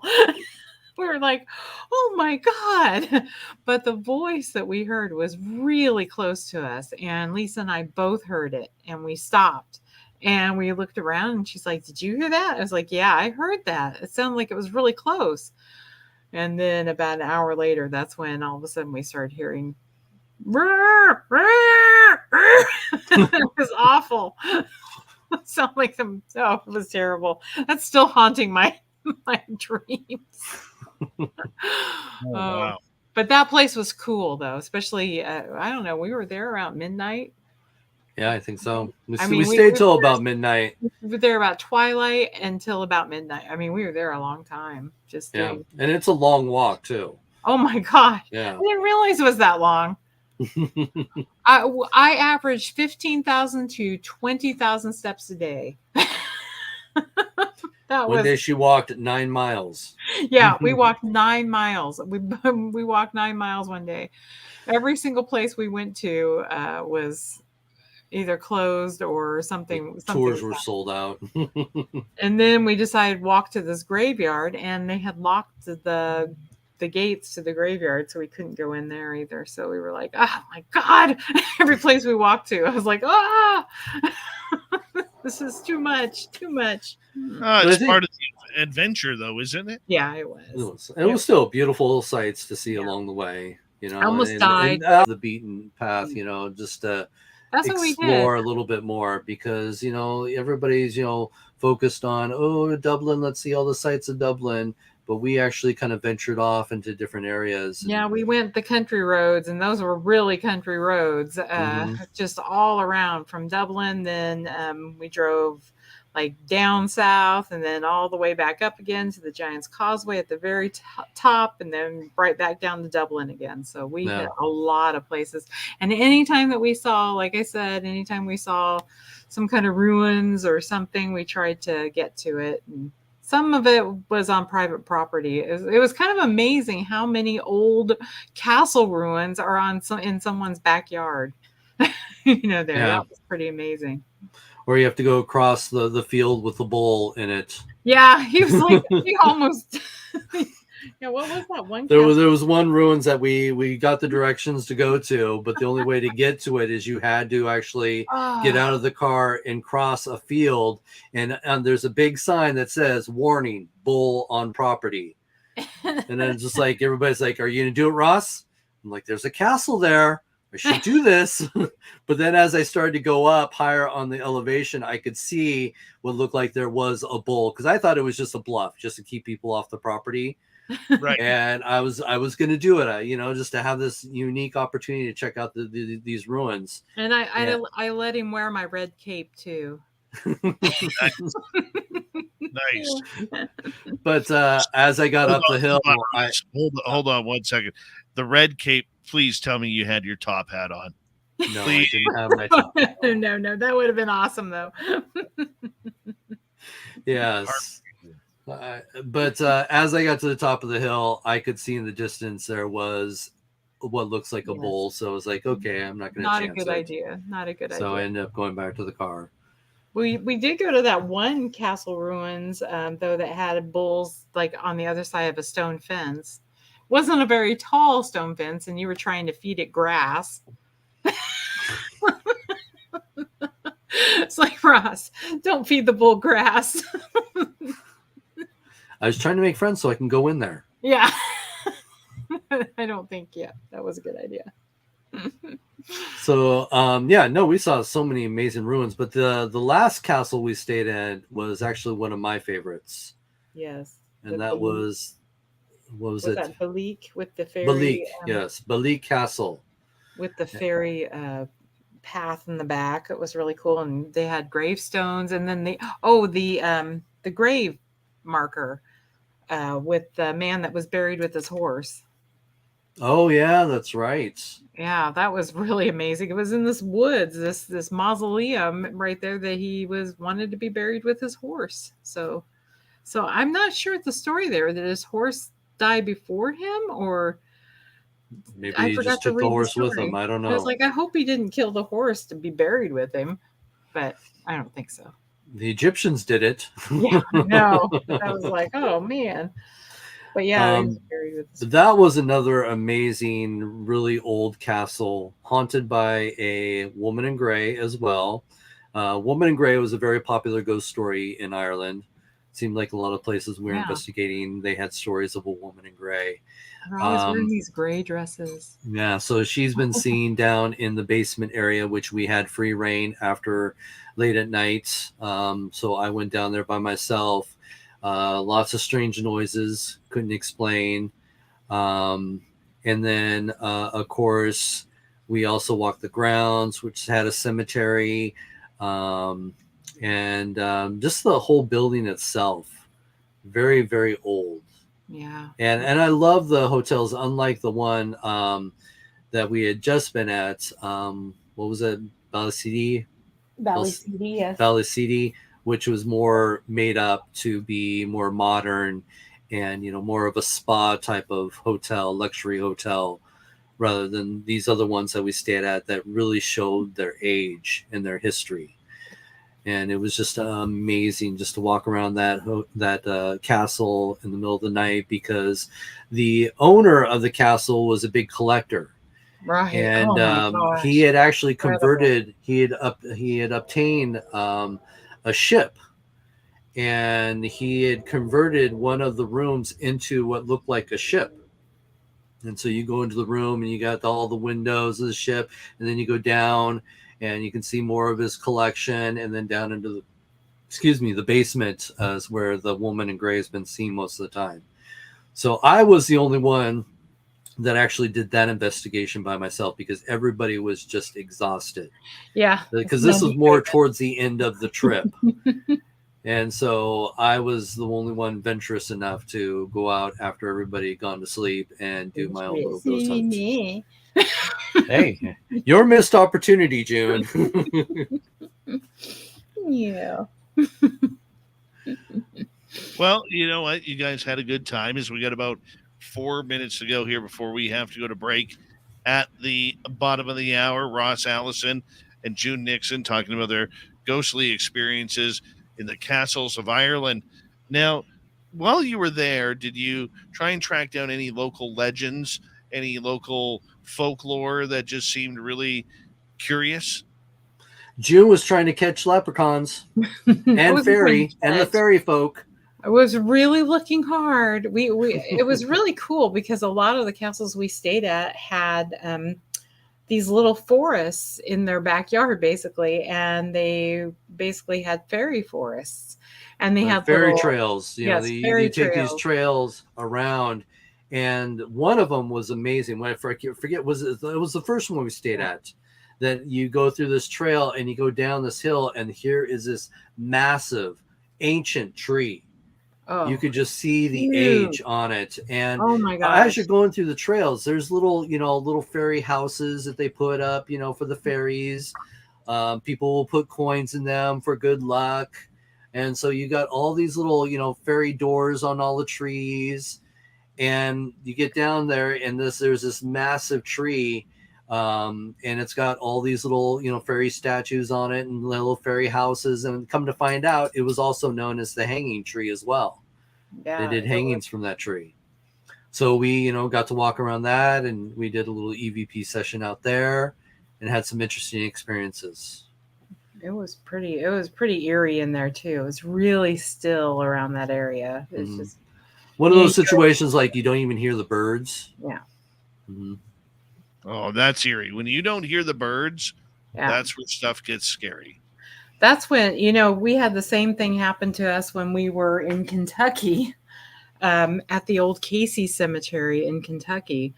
And we did an EVP session in the middle of the woods there, and there was nothing. No birds, no insects, nothing. It was the weirdest thing. But this was the same way in Ireland. It was just like, we're just around that area. It was still so quiet. Well, the Casey Cemetery is also known as the Killing Fields. Yeah. If anybody is not familiar with that story. Yeah, it's an old cemetery in Kentucky, and the story is that a group was doing satanic rituals out there. And this is true. This is not just hearsay. I was going to say, you got the newspaper clipping. There's a newspaper clipping of the remains of animals that they found that had been sacrificed at this location. Cats and dogs were found there. And the story is that whatever they were doing, that they believed that they, summoned up some sort of demonic entity. And so a big part of the cemetery is a children's cemetery. And so they believe that the children that haunt the cemetery are terrified of the demonic being that is in and around the area. And so the spirits of the children, when people come to visit, the children don't want you to leave. They want you to stay there to protect them. And so you actually have to somehow, give them some sort of offering. Usually people will leave coins or toys for the children, because there are many stories where if you go back to your car will not start and you're stuck there. In fact, a car was actually abandoned there when we were there. So, and it had been pushed down the hill. So somebody had abandoned in a car there. It was pushed down a hill. And when we went down the hill to investigate this car, the stories are that whatever is there, the demonic entity, it actually lingers around the forest, around the cemetery. So when you get down into the forest area, it's completely silent. Nothing. This dead still. And we were, down there doing our investigation, and, doing EVP. And this cemetery is in the middle, again, of nowhere. Literally, you have to take a dirt road. It's like a 2-mile dirt road just to get to this cemetery. And we're hearing banjos as we're driving. Hey guys, so hold on right there, because we are going to go to break here at the bottom of the hour. We have from A Ghost in Seattle, Ross, Allison, and June Nixon. Ross also is the owner of the Spooked in Seattle Haunted Museum, all in Seattle, Washington, and more of their ghost adventures when we return on Spaced Out Radio. Stay tuned. We have him for another half hour talking ghosts tonight. We'll be right back. God, I could listen to you guys talk all night. We love talking about it. We've just had so many adventures together. We've just been so many places and so many great adventures. It's been amazing. Wonderful. Still a lot more to go. Yep. Got to plan our next big trip. Yeah. Got to pay my credit card off first. It's like that's the whole thing right there. No, it's going to be awesome. Excellent. So where's next on the hit list? Well, I got my trip. I'm doing a bunch of events. I'm going to be in Chicago. I'm going to be in Wisconsin. I'm going to be in Atlanta. I'm going to be in Dallas, Philadelphia. So I'm going to be on the road for about a month. And I'll probably be hitting a bunch of haunted locations as well while I'm out there. So definitely have people follow me on Facebook to check out what I'm doing. Yeah. Very cool. He's leaving me behind, though. Oh, that's terrible. Mm-hmm. That's terrible. I know. I'm such a horrible friend, aren't I, June? Uh-huh. No, it's going to be awesome. Where's the next cross Atlantic tour? I don't know. We've been tossing it around. I know Ross really wants to go to Japan again. I want to go to Japan because I missed out on a lot of opportunities because I was alone. And one of the things I really wanted to do in Japan was to go to the haunted forest or the suicide forest, as people put it. I'd be too afraid that all of a sudden I'd see somebody or see something. I think that would be horrible. Yeah, so that's one of the places I really wanted to go to. But again, yeah. there's no public transportation there. So if you're going to go out there, you have to hire a car or rent a car to get out there. That's not good by yourself. Yeah, and I didn't want to do that by myself, for safety reasons. I don't think you're allowed to film in there either. Well, you can film in there. You can't film a body. If you find a body in there, you're not allowed to film that. That's one thing I hope I would never come across. Yeah. And they say that if you want to avoid the bodies, don't follow the strings. Just stay on the main trail. Yeah, just stay on the trail because people will start a string so that you can find their body. Oh my, I didn't know that. Yeah, it's a string trail. The red string and the yellow strings and Yeah, so if you see those, that's what you don't want to follow because it will lead you to somebody who committed suicide. So sad. But that's true.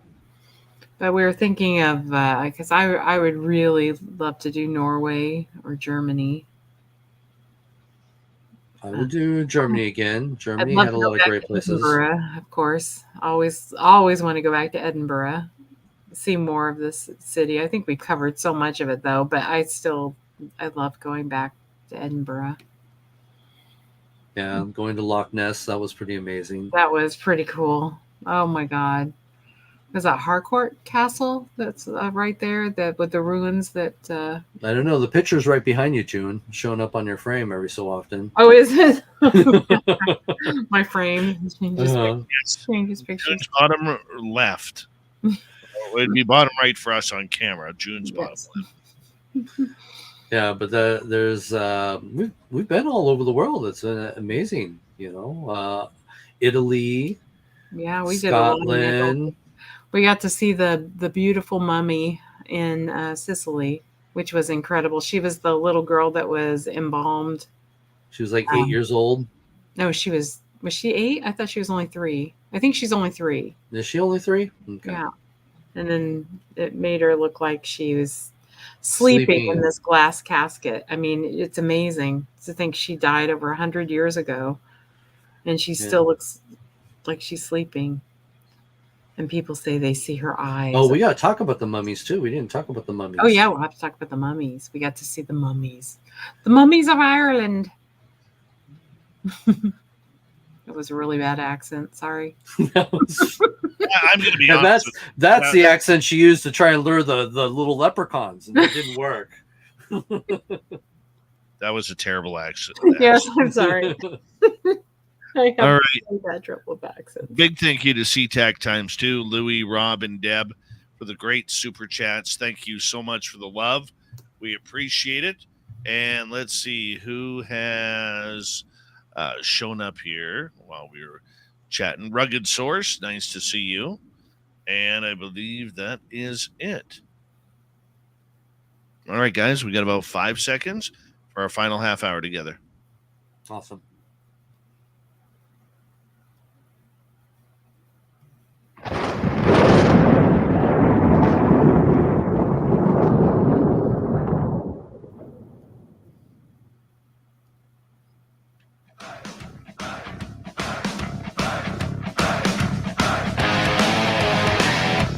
We passed up Spaced Out Radio tonight.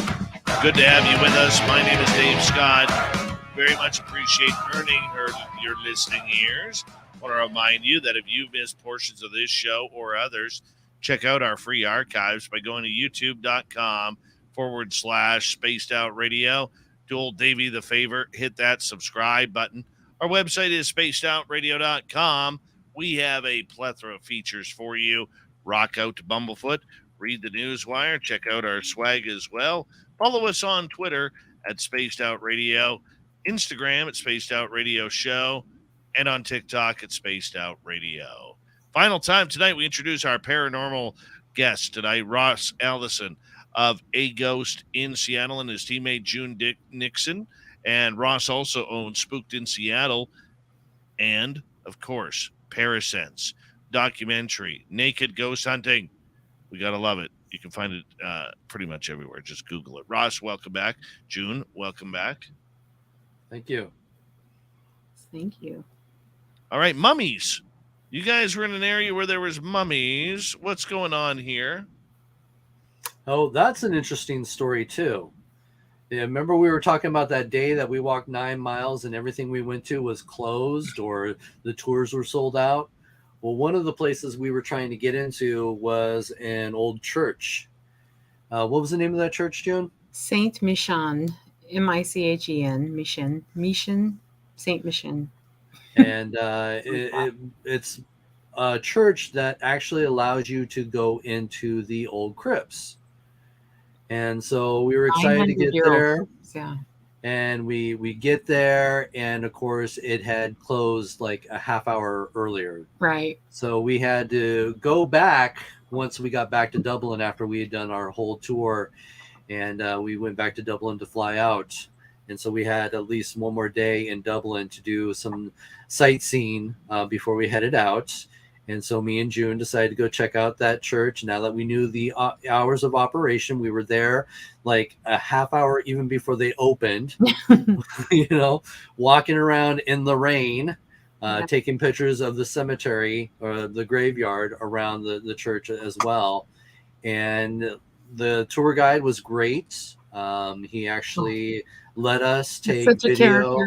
Yeah, he let us take video and pictures that you normally don't get to take when you're down in the crypt area, but he let us do it. We just couldn't share them, on social media, but that's okay. Yeah, but it was great. Do you want to talk about the stories? Well, the crypt was it? One of you two has to, because I want to hear them. Yes. Well, the crypt was 900 years old, but the mummies were 400 years old.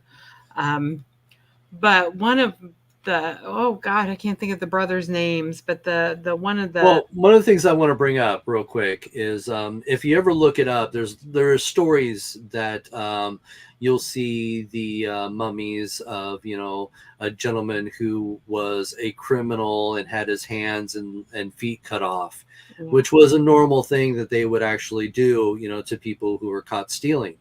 Normally they'd cut off your hands. And I think they cut off your feet if something else that you had done. So what wasn't uncommon? What is it, June? No, I was just going to say that he thought that they cut off his feet because he was so tall. That's exactly what I was going to. Yeah. The reason why his feet were cut off was just to fit him in the coffin. Yeah. That wasn't uncommon back in the day. Because coffins were a standard size, anybody who was, beyond that size would have to be trimmed down. He was over 7.5 feet tall back over 400 years ago. Oh, right.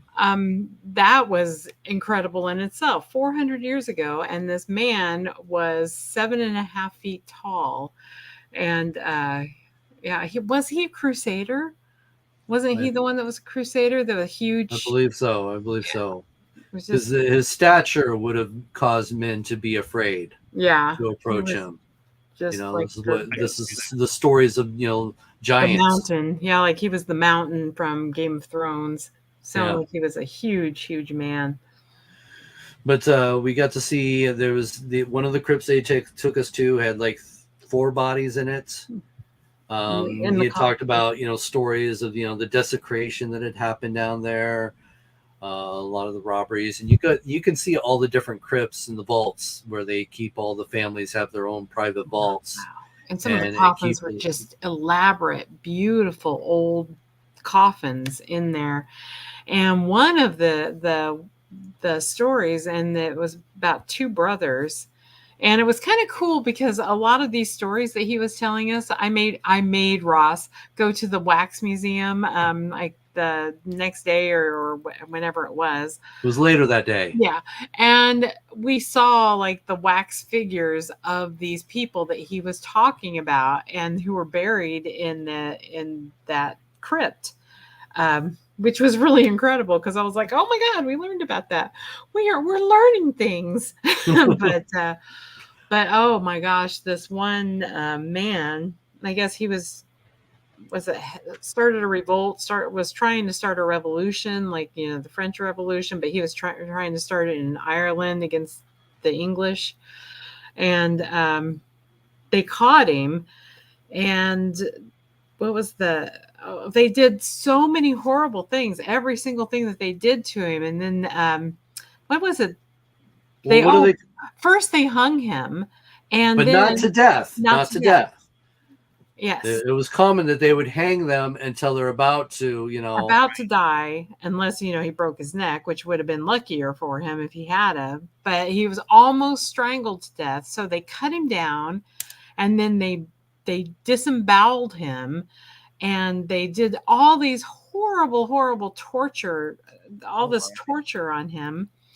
And it was said that because it was him and his brother, wasn't it? Because it was 2 of them. I think it was, but he got the worst. And then they burned him while he was still. Oh, then they burned him at the stake. Yeah, and he was still. I mean, they disemboweled him. They're still alive. Well, they make sure that they're still alive while all this is happening to them. So then, after all this happened, they said that this is probably where the saying of cruel and unusual punishment comes from. It came from his death because of how horrendous it was. So, yeah, that was just incredible. But that crypt was amazing, just going down in there. I was kind of afraid I wasn't going to be able to get in there, because it was really steep. The steps were really steep going down. You had to go through this little. And then you had to crawl, and then you had to swim. No, I don't crawl, but the steeps were really steep. I was like, how did they do that back then? Then pull yourself down. Oh my God! But June did it. She was a trooper. I did. It's always about June. Yes, I conquered a lot of fears on this trip. A lot of things I didn't think I could do, and then I did it. Even though Ross has bruises because I was grabbing hold of him so tight, but it was just incredible. We just had so many different things. But like I said, we crammed so many things in a day that. Yeah, 10 days wasn't even enough for us. No. Wow. And our friends were there for only 8 days. And so we were there for 10. So we had a day ahead of them and a day after them.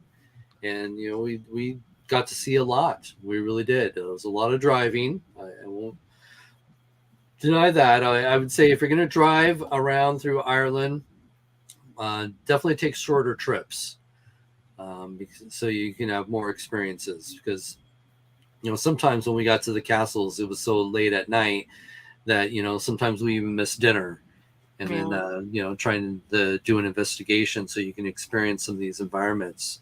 But it was still amazing. I'm so glad I did the trip, and we thank our friends Lisa and Greg, for letting us go with them. And Greg got to drive the whole time. Ooh, thank God, because I don't think I could have done it. That's another experience as well. If no one's ever had to drive on the other side of the road, on the other side of the car as well. Yeah, we had to keep telling him, wrong side. Let's go to Space Cow. Did either of you encounter any Celtic glyphs or etchings?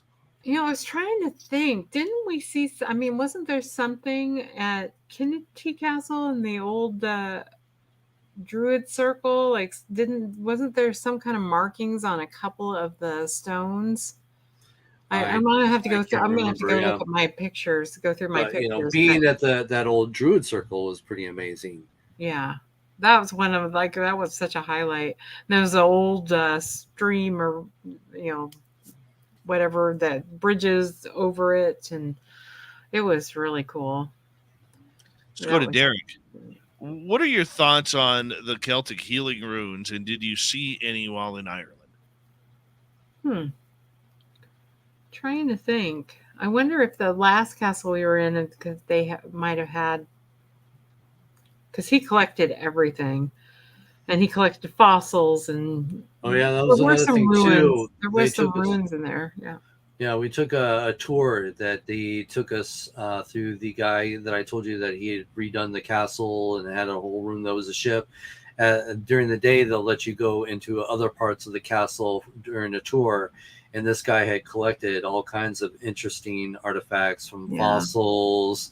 He had a whole armory. And we got to play with the weapons, and they were over 1,000 years old. Yeah, I mean, it was just incredible. And June kept stabbing me, saying, "Is this sharp? Is this sharp?" Look, there's still a blade on it, Rod. No, but that was incredible too. You can't do that in a museum. And handle the. We probably weren't even supposed to handle it. Yeah, they were literally handing us the weapons, and Here, see how heavy this is. It was really heavy. I was like, how can they swing this? I mean, about 30 or 40 pounds with that one huge broadsword that was it was so heavy. It was incredible. But yeah, she let us hold all the weapons. She was, well, you're supposed to wear white gloves when you touch it, but I'll clean them later. I was like, oh, okay. There's a little bit of June's DNA on this now. Yeah, exactly. Bad June. I couldn't help it. It was so cool. But I'm not sure. I know that they did have some ruins in where the fossils were. Everything. I'm not sure if they were Celtic healing runes or not, but it was amazing. But Ireland is just such an incredible place. Did you guys feel safe there during the investigations? Oh yeah. Definitely. I felt safe enough that in the last investigation I walked around on my own. Yeah. And even in the dark hedges, I mean, it's just no one was around at all. We were outside. And you're in the middle of nowhere. A lot of these places are in the middle of nowhere. You're surrounded by fields or forests. And these castles are in the middle of nowhere as well. So you're surrounded by a forest around these castles that you have to drive to. So that isolation is definitely there. You feel it. Some places, you don't even have a signal on your cell phone. Yeah, that was a little nerve-wracking. But I think the scariest thing and walking at night through some of these fields was just, falling in a hole somewhere. I think that's what I was a little scared of. And wild animals. Yeah. Well, what do they got for wild animals over there? It's not like British Columbia here. Really, cows. The cows aren't wild, Jim, just so you know. Oh my God. It was the cat. I'm trying to think. I think the Oh, biggest thing deer. is we saw lots of deer. Oh yeah, that was pretty Foxes cool. are very popular. Oh, You they're could so see cute. foxes. We saw a fox. We didn't get to see a Fernando. hedgehog. Apparently, there's hedgehog crossings. Well, you thought you saw a little hedgehog like dart in under something, or it could Oh, have been a yeah, I saw fairy or a something troll. quickly. It could have been. Yeah, I think it was leprechaun. Do you believe when you go to a place like that? Do you believe in the folklore, like the leprechauns and little people? For me, I always try to keep an open mind. It's one of those things, even here, everybody wants to talk about, Bigfoot. I've never experienced Bigfoot, but then I've also never hunted for Bigfoot either. So it's one of those things that I always keep an open mind. I respect everybody's culture and beliefs. Right. And if there's something that we could do to validate their beliefs, I'm always open to it. That's good. I like that answer. Well, it's like when we were in Loch Ness, I was really scouring those waters for Nessie.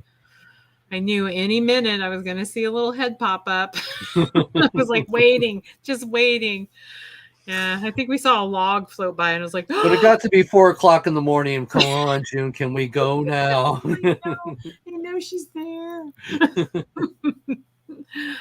Oh, yeah. I mean, you never know. Yeah, we like to keep an open mind. That's for sure. June loves to tell her story when the first time we went to Ireland and we were taking a cab ride to the castle, and the guy was talking about some of the things that you'll experience. So we're in the taxi, and we're going to Ballygolly Castle. No, this is a Glasnevin cemetery. Oh, okay. Oh, that one. Oh, that story. That's the one I was talking about. Sorry. That was in the bus. Okay. When he was talking about all the furries that live over in this little village. That's where the furries live. And I was like, furries? They have like a furry community. I'm just thinking, wonder like people are like dressing up and they have a whole community and yeah, all of a sudden Ross looks at me and says, June, fairies. He's talking about fairies over there. And I was like, oh, that makes more sense then. Instead of a furry community. I know. Sorry. Roll with it. That's what we're doing tonight. Just rolling with it on video. We got about 6.5 minutes left with Ross, Allison, and Nixon from A Ghost in Seattle and Spooked in Seattle Haunted Museum. Ross, have you had any new additions to the museum? Our newest addition is the Haunted Lamb. It's a stuffed lamb toy that belonged to a little girl who unfortunately was struck by a car. And her mother wanted to have her daughter buried with their treasured toy, but unfortunately she couldn't find it because when she was struck by the car, her and the lamb went separate ways. And she went up and down the street looking for that lamb. And she didn't find it, but she went ahead with the funeral. And when she got home from the funeral, to her surprise, the lamb was actually sitting on the porch. She doesn't know how it got there. It was just sitting there, no note, no nothing. No one's ever, said, hey, did you get the lamb that we found? But she was still happy to get it. So she brought it into the house and she put it on her child's bed. And of course, right after that, to her surprise, the lamb just started moving to various different places throughout the house. Oh, nice. She would wake up and find that the lamb would be sitting in front of the TV where her daughter always sat to watch her favorite shows. It'd be sitting in her chair that she would sit when she'd eat her meals at the table. It'd be sitting in her favorite play areas. So realizing that she was experiencing, her daughter was communicating with her in some way, she wanted to take it further. So she reached out to a local ghost hunter, and they decided to try for EVP. And so they set the lamb on the table with the recorder right next to it and started asking questions into the air. And when they played back the recording, to the surprise, they actually captured the little girl crying. And that night, her mother, after hearing her daughter cry on that recorder, she just could not sleep. So she ended up going into her daughter's bedroom and laying on her daughter's bed. And she finally drifted off, but she was awoken by a strange noise. And when she opened her eyes, she saw her daughter standing in the doorway. And she just locked eyes with her daughter. She couldn't move, she couldn't speak, but she just stared at her daughter until her daughter just faded into the darkness. And that was the last time she ever saw her daughter. That was the last time that lamb had ever moved. And she believes that the reason why her daughter was crying that night is because she was saying goodbye. I'm so sad. Yeah. Crossing over. That is sad. How big is this lamb? It's about this big. It's, you know, it's about as big as a little teddy bear. Oh, I hate that stuff that involves children, man. Mm-hmm. You know, that's where the paranormal, you know, for me, I don't know about you guys, you've been doing it a lot longer than I have. Do cases with children bother you? Or do you look at it like a doctor? Is this is just another adventure? Well, I think it depends for me how recent it is. I've had cases where people had just lost their child and they want me to come out and investigate. And I can't, because I feel like they're still going through the grieving process. And it's too soon for us to, you know, either make this more complicated for them. I know a lot of times they're looking for answers. They want to feel as if their child is still there. And if you can't give that to them, you know, it makes it more challenging for them, or it's even harder for them. Or in some cases, even if it's just wishful thinking for them, it's hard to tell them, no, this is not your child. Right. And I just don't like to put myself in that position. I don't blame you. I don't blame you, you know, because I think with a lot of paranormal teams, they don't care really what the situation is. It's about getting the ghosts. Yeah. You know what I'm saying? We don't do that. Especially when that grief is so fresh. Yeah. Yeah. Oh, I've turned down many cases that had to deal with the fact of a recent departure. And it's just like you have to go through your grieving process first before we can even consider coming out and doing an investigation. You know, and I hate to miss out on an opportunity that maybe there is true paranormal phenomena. And sometimes they even say that right after death, the activity can be its strongest. But I really want to pay respect to the family and understand that grief is handled in so many different ways. And when you're not able to give them the answers that they're hoping for, it can just make things so much more complicated. And it's just really not worth it, you know? We've got about 90 seconds left with you guys tonight. This has been, I've loved this episode, guys, because Ross, I mean, you're such an incredible investigator and speaker, and the surprise of June joining us tonight, which is always awesome, because I absolutely love and adore both of you. You know, Ross, do us a favor. Tell everybody where they can find Spooked in Seattle, your ghost tours, and what you're up to. Well, definitely Spooked in Seattle is featured in the heart of Seattle in Pioneer Square. So if you are in the Seattle area and would love to take a ghost tour, definitely check us out at spookedinseattle.com. We also have the only death museum in the Northwest.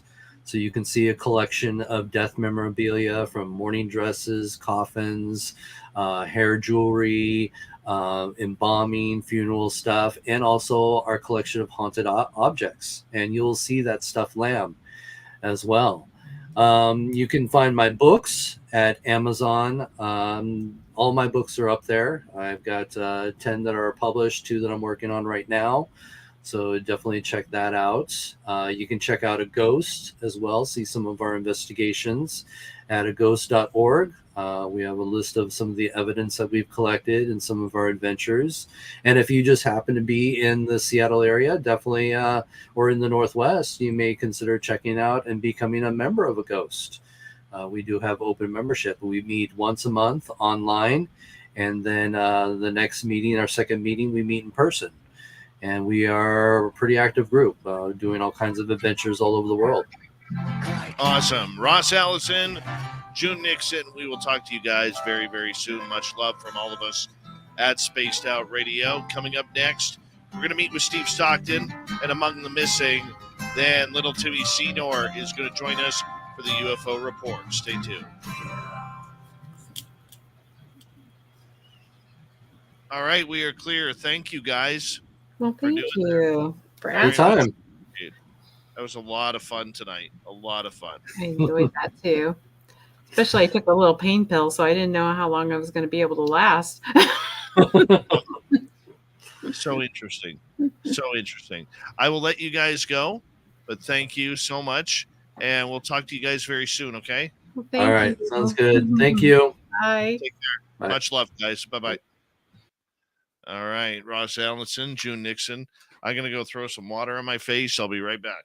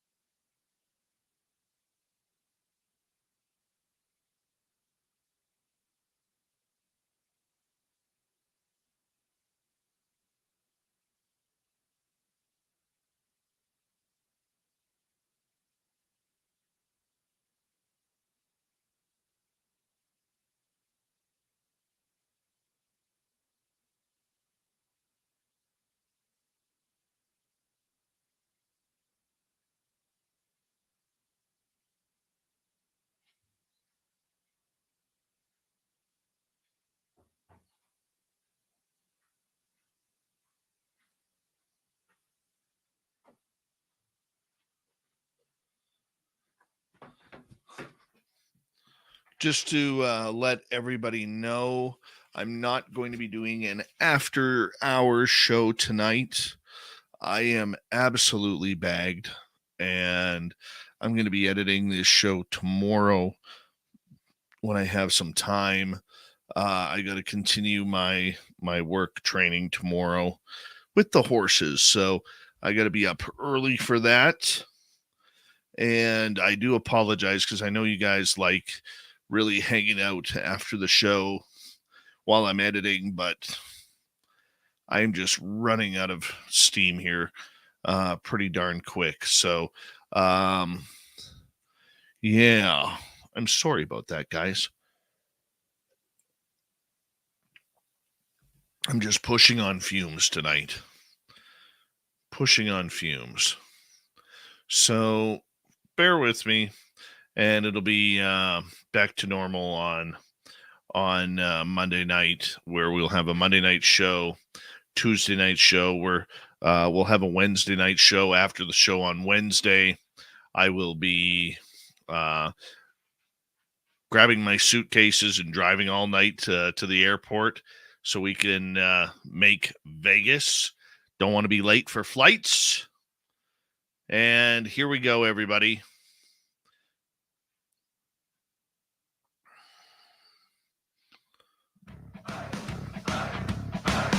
Would you like to connect with us? Head to spacedoutradio.com for all your latest show info.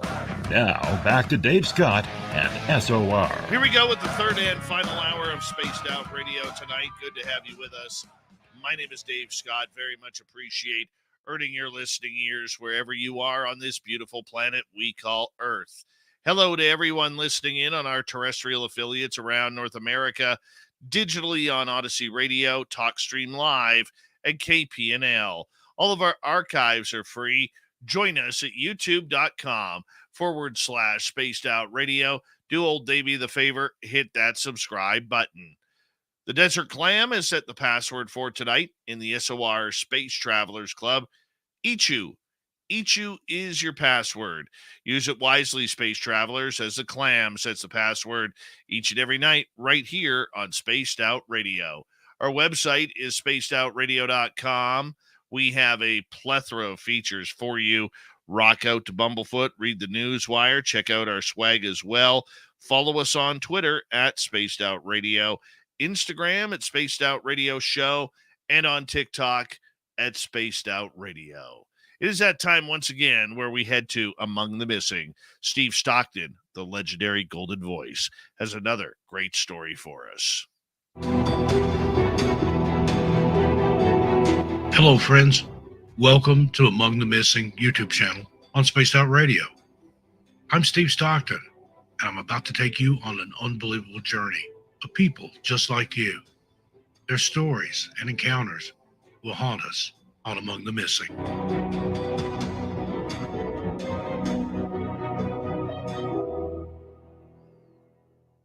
Hello again, my wandering wonders. Steve Stockton here with you, ATM on SOR. Tonight, we're going to take a look at the Lost Colony. Join me. Let's walk and see. The Lost Colony of Roanoke is one of the most intriguing mysteries of American history. In 1587, a group of 120 English settlers, led by John White, landed on Roanoke Island off the coast of what's now North Carolina. They established a settlement, but when John White returned to England for supplies, he was delayed by the Anglo-Spanish War, unable to return to Roanoke until 1590. When he finally arrived, he found the settlement abandoned and the fate of the colonists unknown. Theories abound as to what happened to the settlers. Some suggest they were killed by Native Americans, others that they were simply absorbed into local tribes, and still others conjectured that they may have migrated elsewhere. Despite extensive investigation and archaeological digs, no conclusive evidence has been found to support any of these theories. The history of the Lost Colony of Roanoke begins with the establishment of the first English colony in the New World on Roanoke Island in 1585. This colony was led by Sir Ralph Lane and was intended to establish a permanent English presence in the New World. The colony struggled to survive, and relations with the local Native American tribes were strained. When Francis Drake arrived in 1586, he offered to take the colonists back to England, and they accepted.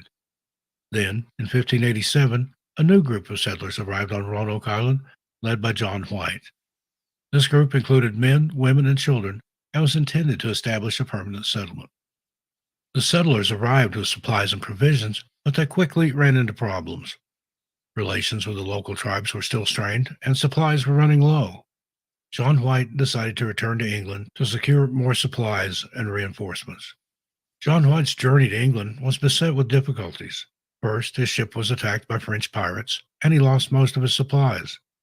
Then, he was delayed by the Anglo-Spanish War, which prevented him from returning to Roanoke for 3 years. When he finally arrived back in 1590, he found the settlement abandoned. The only clue to the fate of the colonists was a carving on a post that read Croatoan. John White's search for the colonists was fruitless, and he was forced to return to England without any answers. Over the years, many theories have been proposed as to what happened to the settlers. That one compelling piece of evidence in the mystery of the lost colony is the word Croatoan. This was the name of a nearby island inhabited by the Croatoan tribe. Some historians believe that the colonists may have moved to the island or may have been absorbed into that tribe. However, once again, no conclusive evidence has been found to support this theory. Another theory is that the colonists were killed by Native Americans. Relations between the English and the local tribes were often strained, and there were reports of violence and conflict. However, there is no concrete evidence to suggest that the colonists were the victims of a violent attack. Some historians have even suggested that the colonists may have migrated inland in search of better land or resources. However, this theory is difficult to prove, as there is no evidence of any English settlements inland from Roanoke Island. Another theory, the settlers were lost at sea. Could it be possible that the colonists attempted to leave Roanoke Island by sea, or lost in a storm or some other mishap? Another theory, the colonists were killed by disease. Disease was a major problem for the early settlers in North America. Is it possible that the colonists were wiped out by a disease outbreak? Despite many investigations and excavations, the fate of the Roanoke colony remains a mystery, and it continues to be the subject of much speculation and debate among historians and amateur sleuths alike. As a side note here, the first child born in the New World, Virginia Dare, was one of the missing. Nobody's There you gonna have know. it. They're gonna know.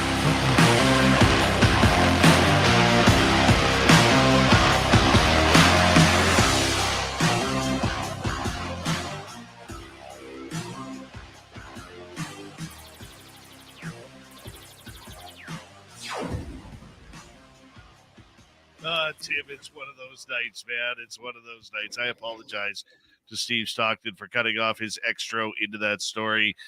All of a sudden, I didn't realize that my mouse was on the button, but that happens sometimes. Oh, man. Great story by Steve Stockton.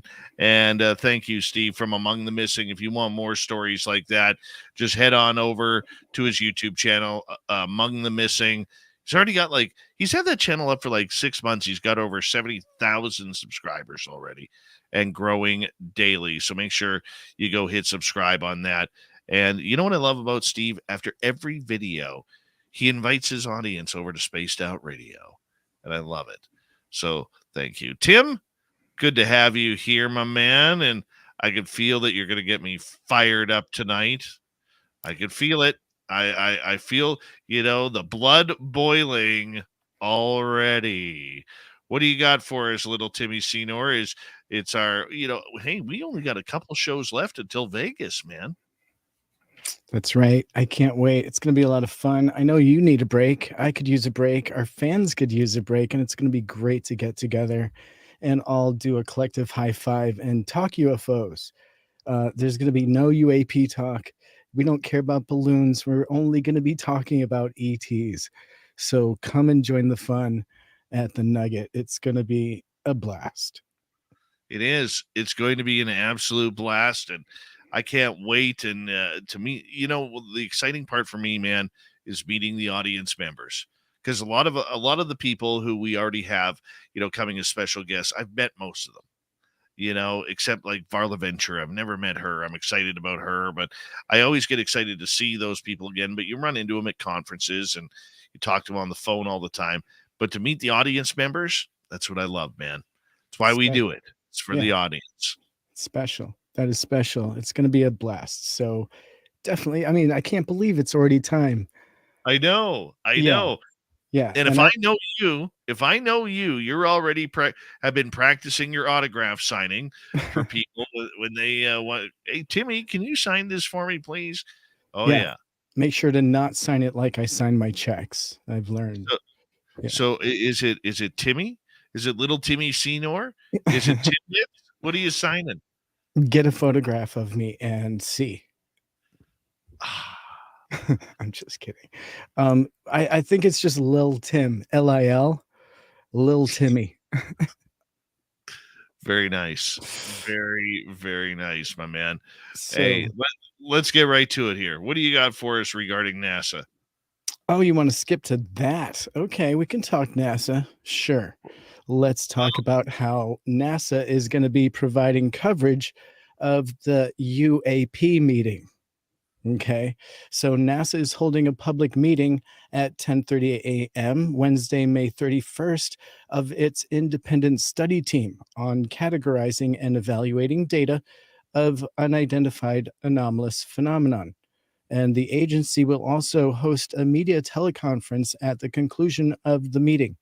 So the full meeting will air on NASA television through the NASA app and the agency's website through till 2:30 p.m. And you can watch it online also at nasa.gov/live.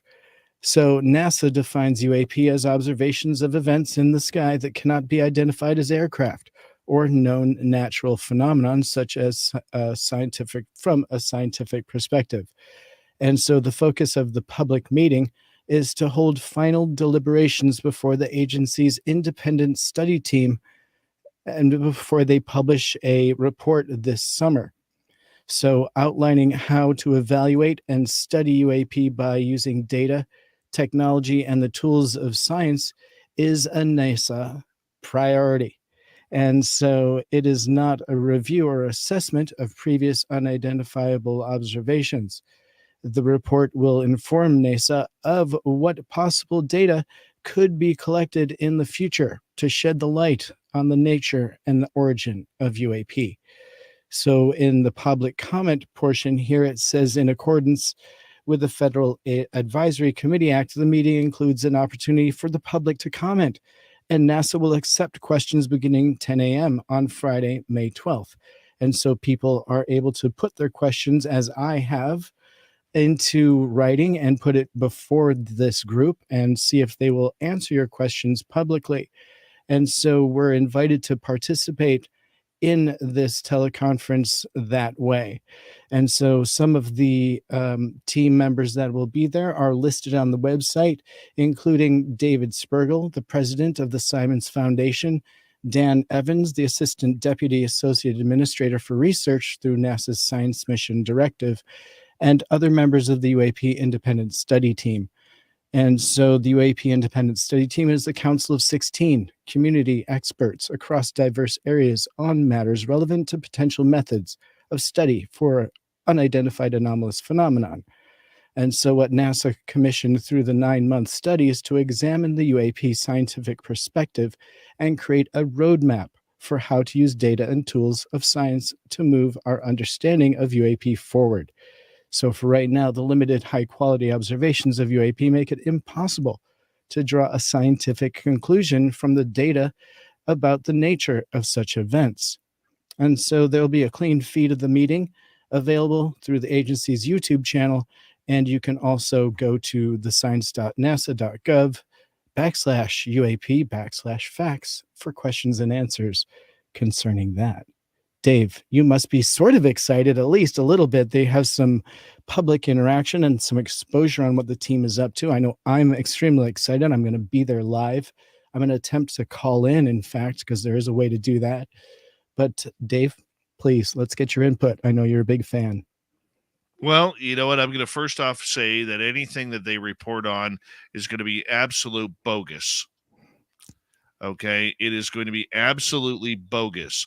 The reason why is if you haven't been following this on this show, NASA has known for decades that UFOs, not UAP man-made crap, but UFOs have been following their rockets since the beginning of Gemini, and they have not reported on it.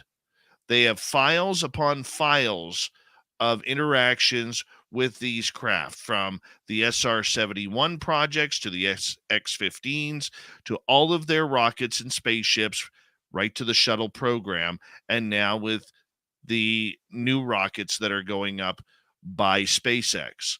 The fact that they have played us as dummies in this field, and Bill Nelson at the top, the executive director of NASA, who thought it would be a brilliant idea to waste $100,000 to put this study together, to tell us what? The only thing that is going to make this an honest study, Tim, is if they, NASA, literally get into what is in their own closets. That's it. Anything else regarding their fake UAP crap, because there is no such thing as UAP unless it's man-made, okay, it is irrelevant to this subject. And NASA, in my opinion, should be ashamed. I might actually even try and get on that phone call with you, because I would like to ask a couple of questions regarding this subject. Namely, where's all your information from your astronauts that is on public record? Where is the information for the videos that have been shot? Okay, tell us about Donna Hare and her employment. Did she really scrub photographs for you? If you already know that this phenomena exists because your rockets have been followed, why have you played us as fools and acting like you know nothing about the UFO phenomena? These are serious questions that need to be asked to Bill Nelson and this team. And if somebody doesn't put them on the spot, then all of these questions about propulsion and how are they flying and did they have flowers painted on them, okay, it's useless. It's a waste of time. And I'm not happy about it, Tim.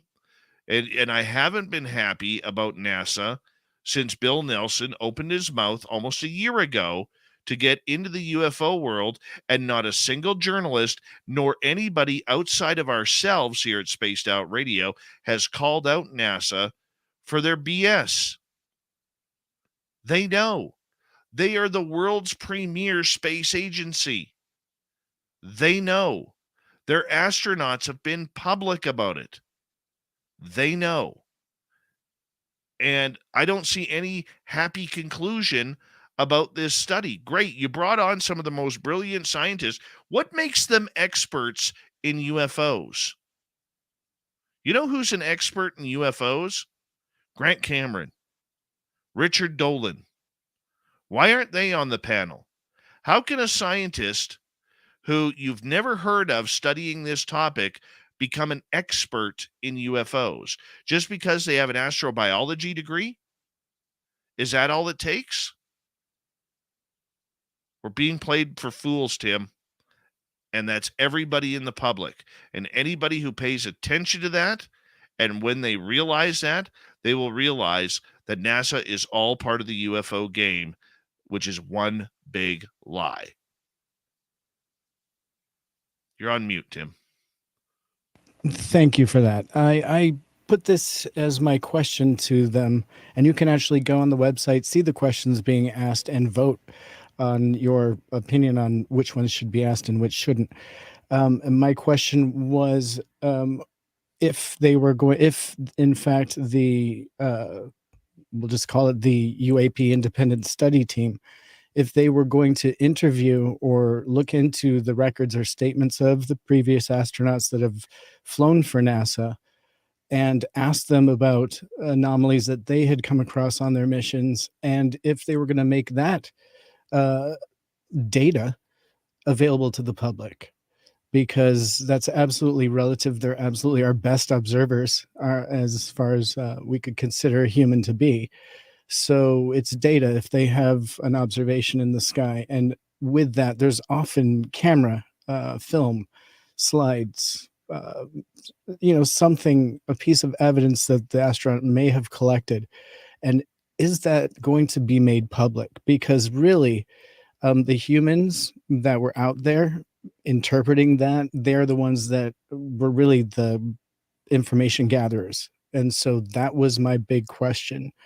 Are we as the public going to hear the truth from our astronauts? And I know, Dave, you probably would consider this one of the biggest questions. There's a NASA photo right there. There's a That's NASA the one. photo right there. What is following that? That's a part of the Apollo mission. NASA knows. Okay. I had that sent to me privately. NASA knows. That's a good question, Tim. Okay. The problem is, will they play stupid? And I think that any push towards true disclosure of NASA, they are going to play stupid. Because remember, people, there are two sides to NASA. There is the public, rah-rah side, let's go to space. And then there is the military side of NASA, where every time there's a shuttle that goes up or a rocket that goes up, not the shuttles anymore, but anytime there's a rocket that goes up, there's secret satellites on there, replacing older satellites that can't do the job anymore. All right. I just don't want our audience to be fooled by these educated morons who are making decisions against the popular opinion. Okay? They are making us look like fools.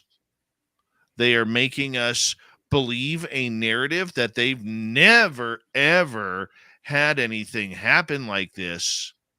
Bill Nelson, who's an astronaut himself, knows these astronauts who have seen things up there.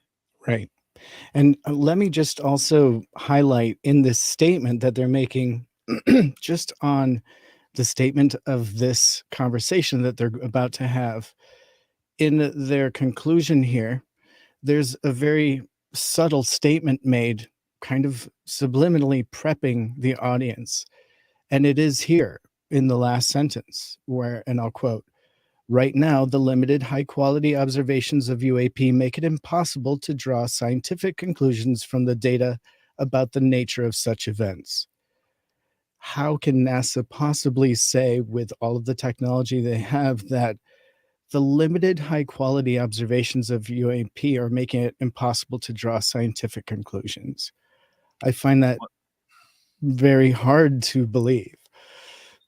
You should, Tim. Okay? They just keep digging that hole deeper and deeper when all the public needs to do is go onto Hulu or Amazon Prime or Netflix and watch Darcy Weir's last couple of documentaries where he has scientists talking about this. He has recordings of astronauts while in space talking about objects that are following them. Okay. The X-15 pilot who recorded a UFO at 315,000 feet flying beside him. Are you denying that audio, Bill Nelson? Are you denying that this happened, NASA? Yes, they are. They're denying it all. I mean, it's like you catch a guy walking his dog, throwing dog crap on your lawn, okay, and then expecting him to pick it up later, which you know he's not going to. Okay, NASA's doing the same thing. They're throwing crap at us. And that's exactly what it is. Tim, hold on right there because we are going to go to break here at the bottom of the hour. We have 30 minutes left on Spaced Out Radio. When we return, maybe we'll talk NASA. I don't know. I'm so fed up with them. You should be too. National Archives released artifacts. Tim Senor and the UFO Report continue right after this.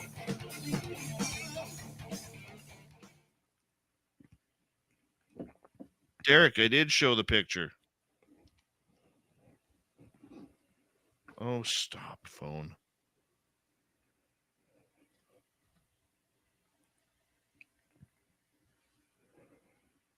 Give you guys one more.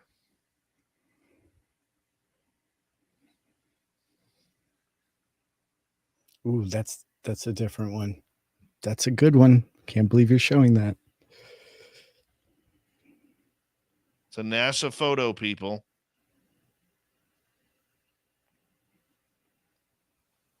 That's an Apollo LEM, lunar lunar landing module for the moon, and there's blue orbs all around it.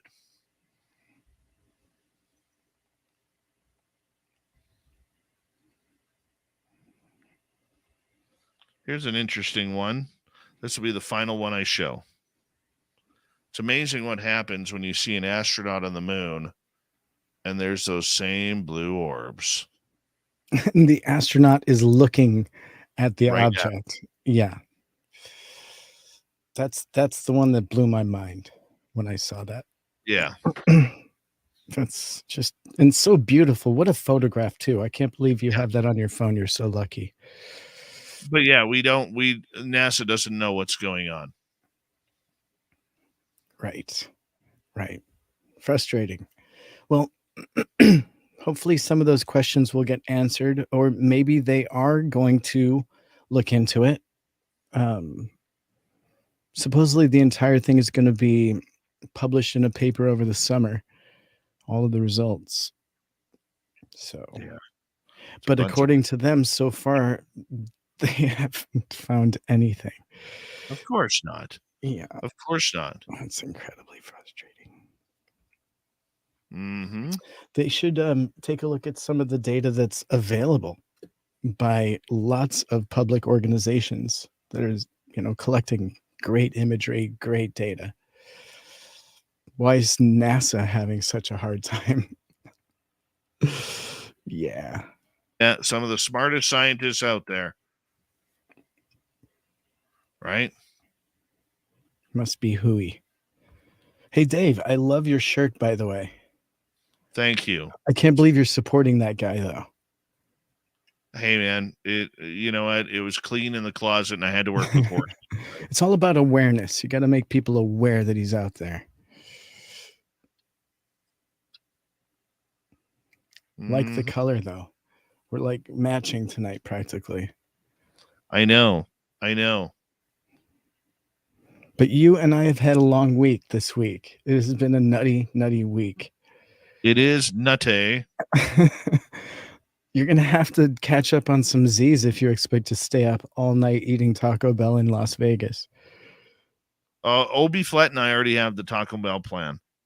That sounds hardcore. I mean, especially on the first or second night? That's nuts. It could ruin Friday late morning, about 11:30 after breakfast, we're going out for Taco Bell.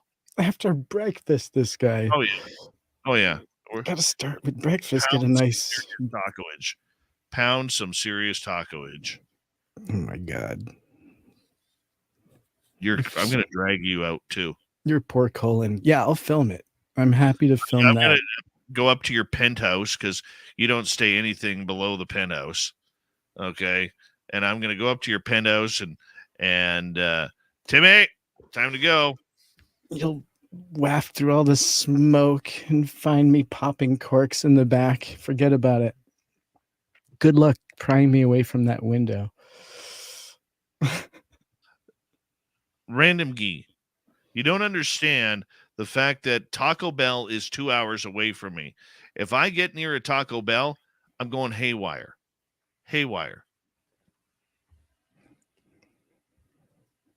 Then we'll go for Mexican food after that. Yeah. Oh, God. You're a superfood junkie. I can see you're a real health nut, Dave. I love it. There are certain times where a diet means nothing. Bacon for instance. Okay? Bacon is one. Canadian bacon. But Canadian bacon. Well, Canadian bacon. Bacon is bacon. I don't know where this Canadian bacon bullshit came from. Is your bacon in strips or round? Strips. Okay, Like normal. That's yes. That's real bacon. All right. Thank you, Sweet Donnie Cho, with a hat trick. Thank you, SeaTac, for 2. Rob, Deb, and Louie for the super chats. Here we go with the final half hour.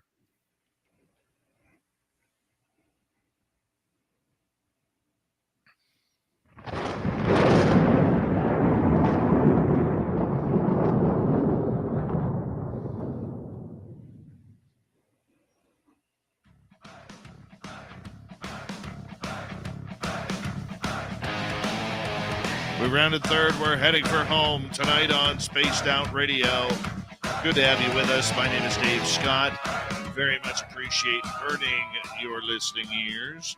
Reminder to all of you that if you've missed portions of this show or others, check out our free archives by going to youtube.com/Spaced Out Radio. Do old Davey the favor, hit that subscribe button. Our website is spacedoutradio.com.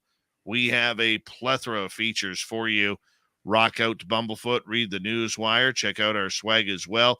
Follow us on Twitter at Spaced Out Radio, Instagram at Spaced Out Radio Show, and on TikTok at Spaced Out Radio. We continue on with the UFO report. Our main man, Little Timmy Senor, is here, the resident Timbit, ready to break down National Archives releasing artifact images collected during Project Blue Book. Now, this sounds interesting, Tim. Yeah, we're going to make up for the initial story on NASA by bringing you the National Archives releasing UFO artifact images collected during the Project Blue Book era. And so tales and rumors of U.S. retrieval teams collecting pieces of crashed or fallen UFOs are replete in intelligence circles. But thanks to a release by the National Archives, the public can finally catch a glimpse of some of the actual UFO artifacts collected during the Project Blue Book era. These bits of plastic-like and metal artifacts were collected from actual UFO cases that occurred between 1952 to 1969.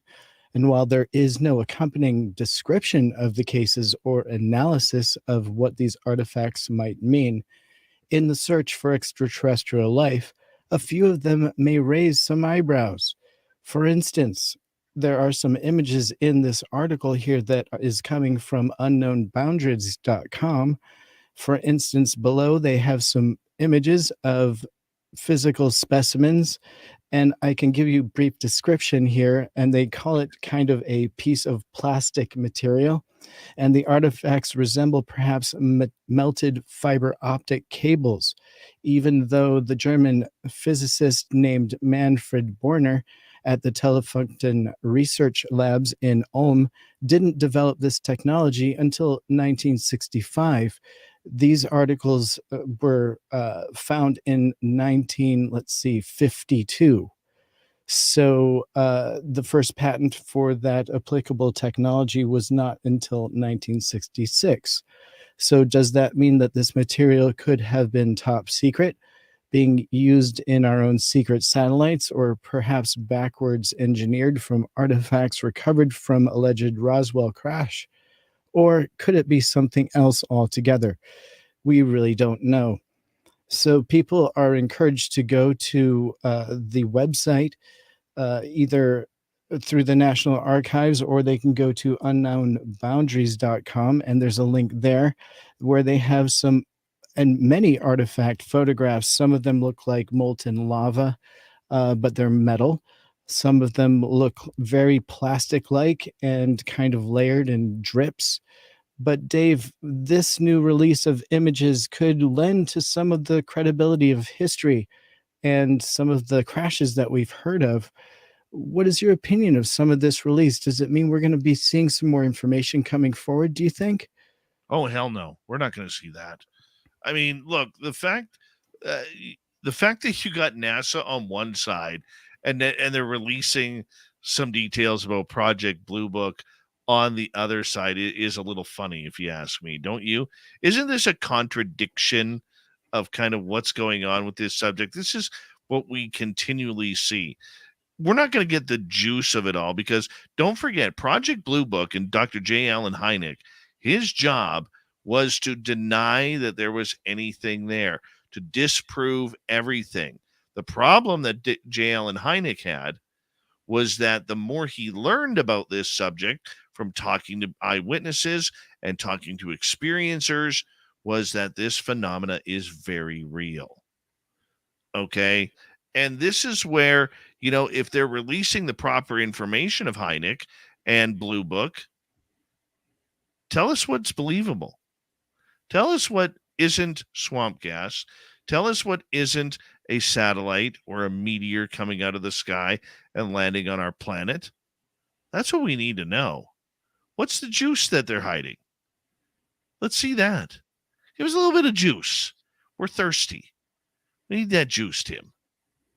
So I come down on the other side. I find this incredibly compelling. If these are what we are looking at as alien artifacts and are being considered that way historically, and we're even archiving them thusly, I think that it's massive. And the fact that they're trying to at least make this portion of it public perhaps lends to the fact that we have the matching stories in the now being archived by David Marlar Project Blue Book files.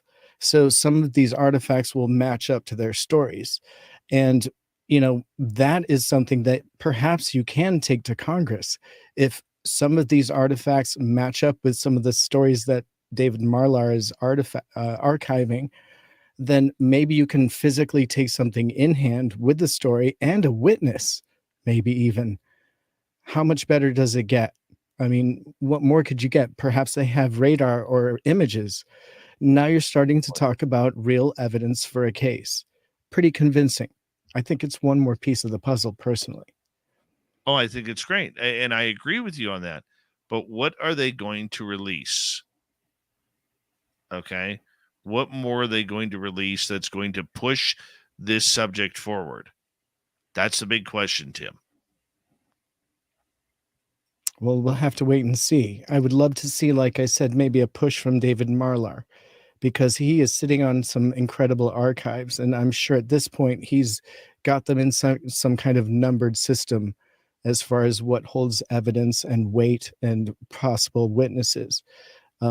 Now we know with witnesses, there's always a clock ticking, because people expire. And so it's pretty crucial to get something like this all together at the right time. If we're going to make a push like this in front of Congress, this is the way to do it. We can't wait for NASA to come up with the answers. Obviously, they're not going to do it. You have to put these things together for them. And I honestly don't know if anyone is doing that. We know that the people that are running Arrow are just letting things pass across their desks. They're not actively looking for cases.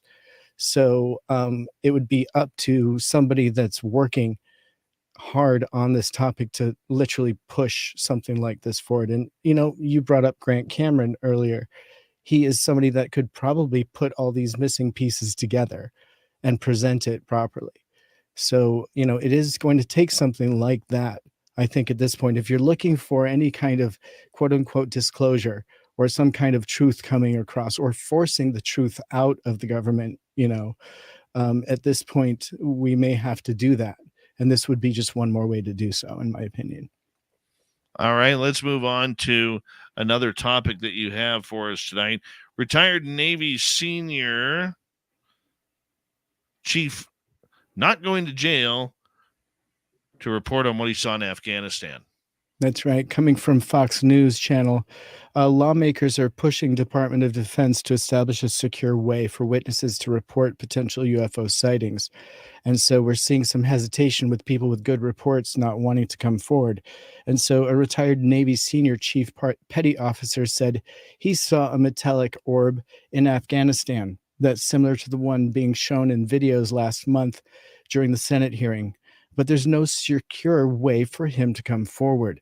And so in a quote, he says, "I'm going to be honest with you. I'd love to tell everything in detail, but I'm not willing to go to jail to do it."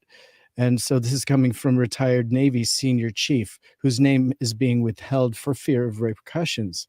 He continues saying, I'm constrained because of security agreements. So they need a way for submissions to be made. And not having a secure way to report potential UFOs was a glaring oversight in the eyes of two lawmakers on both sides of the aisle after the All Domain Anomaly Resolution Office April 19 UFO hearings in front of the Senate Armed Services Committee on Emerging Threats and Capabilities. So the head of the agency, Dr. Sean Kirkpatrick, showed the second along video clips to lawmakers and said, this is essentially all the data we have of this event. And being called the Mosul Orb, it is going to be virtually impossible to fully identify it just based off that video, he said. And so it's considered an unresolved case. The retired Navy senior enlisted said that he and other military service members saw a similar metallic orb from an airborne platform in Afghanistan in the early 2000s. And in a quote says, there's quite a bit of gray here because the customer we were working for at the time retained all collected materials. And so I know there were bodies and I know where they're buried, but not necessarily where the digital data is. And I can point them in the right direction at least. And so after the April 19th Senate hearing, Senators Mark Warner and Marco Rubio wrote a 5-bullet point letter to the DoD, which shared this with Fox News Digital. And one of the arguments was the lack of secure way for the potential UFO witnesses to safely come forward and share their stories. Dave, this seems like a pretty hot story to just be sitting on the back burner. We need witnesses like this to come forward, but it seems like they're still hesitating because there isn't this provided method for them to report. And we know recently in a conversation that was had on a podcast by a friend of ours here on the Good News Show. Is that the name of it? Good Trouble Show. Good Trouble Show. That's right, with our good friend Matt Ford. Senator Gillibrand was stating the very same problem is occurring, and she would even be a direct source for some of these people to report directly to.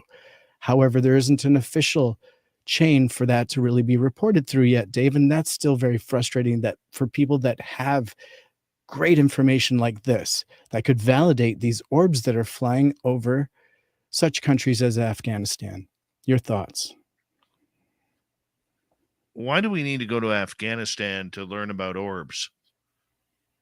Or Iraq or Syria or anywhere else when it's happening here? And I'm getting at a point here, Tim. Okay, because I see you looking at me with those beady little car salesman eyes. Okay, my point is this: you have millions of people out there who have had interactions. Just because they don't have the military tag on them or don't hold an NDA doesn't mean that these people and their eyewitness accounts aren't as important as somebody who had a military badge on a uniform. That's no slight against anybody who has served or current members of any armed forces. God bless them for their what they do for us. And you know I'm very pro-military. But why do we need them? Why do we need these certain people to come out, give up their NDAs to tell the story? We don't need them. If they would open up their eyes and stop trying to make this just a military issue, how much further would we be? How much further would Senator Gillibrand be? Why do we have to make everything military? This isn't a military subject. This is a humanity subject. And I find that frustrating, Tim, because there's so much ample evidence out there from people's recordings, from people's reports, All the evidence that they need is right there. But we want to make this a military issue. I've never been in the military. I've had a landing right in front of me. So my report's moot and garbage because I'm a citizen of anecdotal evidence. So just because this person served over in Afghanistan, saw something over the battlefield, that all of a sudden this is something that we need to pay attention to? Your point, or your call, Tim. You tell me. Yeah, and so we're looking for trained observers that can corroborate previously witnessed events that have data and imagery. And so at this point, we know that publicly, if this topic is going to be elevated to the point that it needs to be, they're going to look to, I guess it's kind of hard to put it into other terms than the professional observer. They want the military grade data. They want it to be confirmed by the highest echelon before the public is going to put it in the Wall Street Journal as truth. And so your story is no less valid, but it may hold less water simply because of you are not highly credentialed, in the public's perspective. I understand the and excuse. you don't have data to corroborate, and it's not important to you, and I understand that. And to most witnesses, it's not, because they're not looking for Hold on, that. though. I Go agree ahead. with you. I agree with you 100% on my story. Okay, on what you just said, I agree 100%. But guess who does have stats? MUFON, New Fork, just to name two. They have stats from civilians. The fact that we are still trying to make this a military operation for UFOs does not make sense. And we know MUFON is on an advisory committee level to these people. So they are looking for that status quo from the public, but not necessarily the individual, right? And we've heard that verbatim from a few different people, that the individual witness is not important, but collectively the witness's information is. So if Okay. 10,000 people have seen orbs, that's information. And especially if they've seen 10,000 orbs in St. Louis. And so I think it's that kind of information that we're seeing, especially now with the AI data gathering that we're seeing from Enigma and other sources, that really they are collecting data, trying to pool it together, trying to collate it in a fashion that they can actually wrap their heads around. Because Dave, you and I both know it would take something like that at this point to throw a big net around it, because there are so many cases that could corroborate each other, but we're not able to do it. As human beings, it takes sometimes a little bit of technology to do the math for us. So I think it will yield information. And, again, we can get back to transparency and the individual and witnesses and how that's not fair. But at the same rate, if it gets us to the end goal, which is taking this subject seriously, collecting real data, and elevating this conversation to a place where that needs to be, where we're done talking about whether it exists. We've got the confirmation, and now we can talk about what to do about it. Because we're still talking about balloons and orbs and things that are solid. As you and I know, UFOs are a totally different thing, but I think they're inching towards it. And I think this is the kind of conversation that it's going to take to get there. Okay. So why hide the whistleblower? You can hide the person, but why hide the whistleblower's testimony? You can black that out. It's a cheap Sharpie to do that. What's the big secret? Ways and means. It'll always be the ways and means that they gathered that data. That person may have been on a mission that they can't reveal. They could have been in a place they can't reveal. There's always an element that can't be made public. And so it's the ways and means that the data is collected that can't be made public, maybe portions, but again, you're always going to see that portion blacked out. It's the same thing that John Greenwald at the Black Vault has suffered from since day one in collecting FOIA reports. A significant portion of every piece of information is blacked out, and it always will be censored. And so we have to consider that little bit of information that we will gain from every piece of data that we get. Yeah. Tiptoe forward. You are just way too accepting of this sometimes. I just think that it's been, in my perspective, it's been a real big snowball, and it's getting bigger and bigger. The more data we can collect, the bigger we have, a force moving forward. Okay. I want to say something right there. Yeah. The more you just said, the more data we collect. Tim, we don't get the data. I disagree. I mean, are you part of the military? No, are you but part of the hearings? No, but I know quite a lot. If I know where to look, there's a ton of information to be found. I feel semi in the know. I mean, I know what to expect. But I feel like the information is out there for anyone that wants to get it. You just kind of have to know where to look. I mean, Dave, you know that. NASA, Tim. Yeah. Well, Jill I would love to tell them where to look. I would love to tell them where to look. And Tim, this is why you are the best when it comes to the UFO report, my friend. I appreciate you coming on. Thank you. And we'll see you next week on this show. And then in Las Vegas, buddy. Vegas, baby. Yes. Yeah, it's going to be fun. Uh-huh. It will be. Tim, thank you for a great UFO report. Very much appreciate you and all the work that you do. And it is very, very, very interesting to see where this UFO story goes. Tim's an optimist. I'm a pessimist. And that's why we make a great team here on Spaced Out Radio. And we're going to get ready to say goodnight to all of you, because it is that time of the night where we head on out the door. Until next time, we got Mr. Ron Bumblefoot Thal rocking in the background with Little Brother is Watching.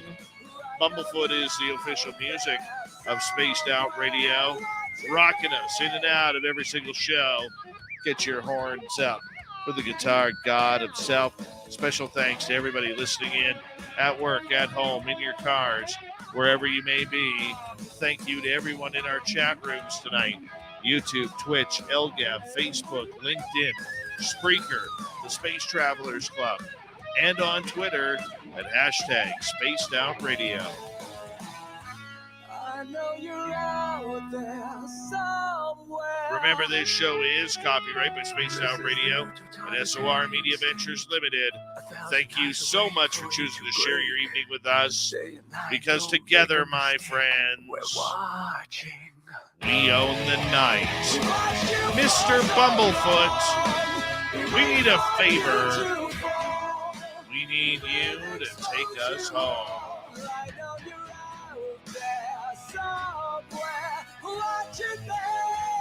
Yes, the Woo train has docked for the night. But soon, my friends, we shall ride again. Your seats are always available. Your tickets never expire. And if you want to bring a friend, we got room for them too. Good night.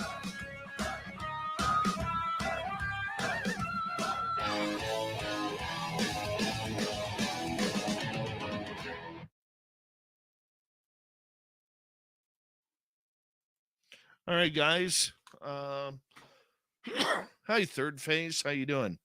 Hi, Jedi. Good to see you.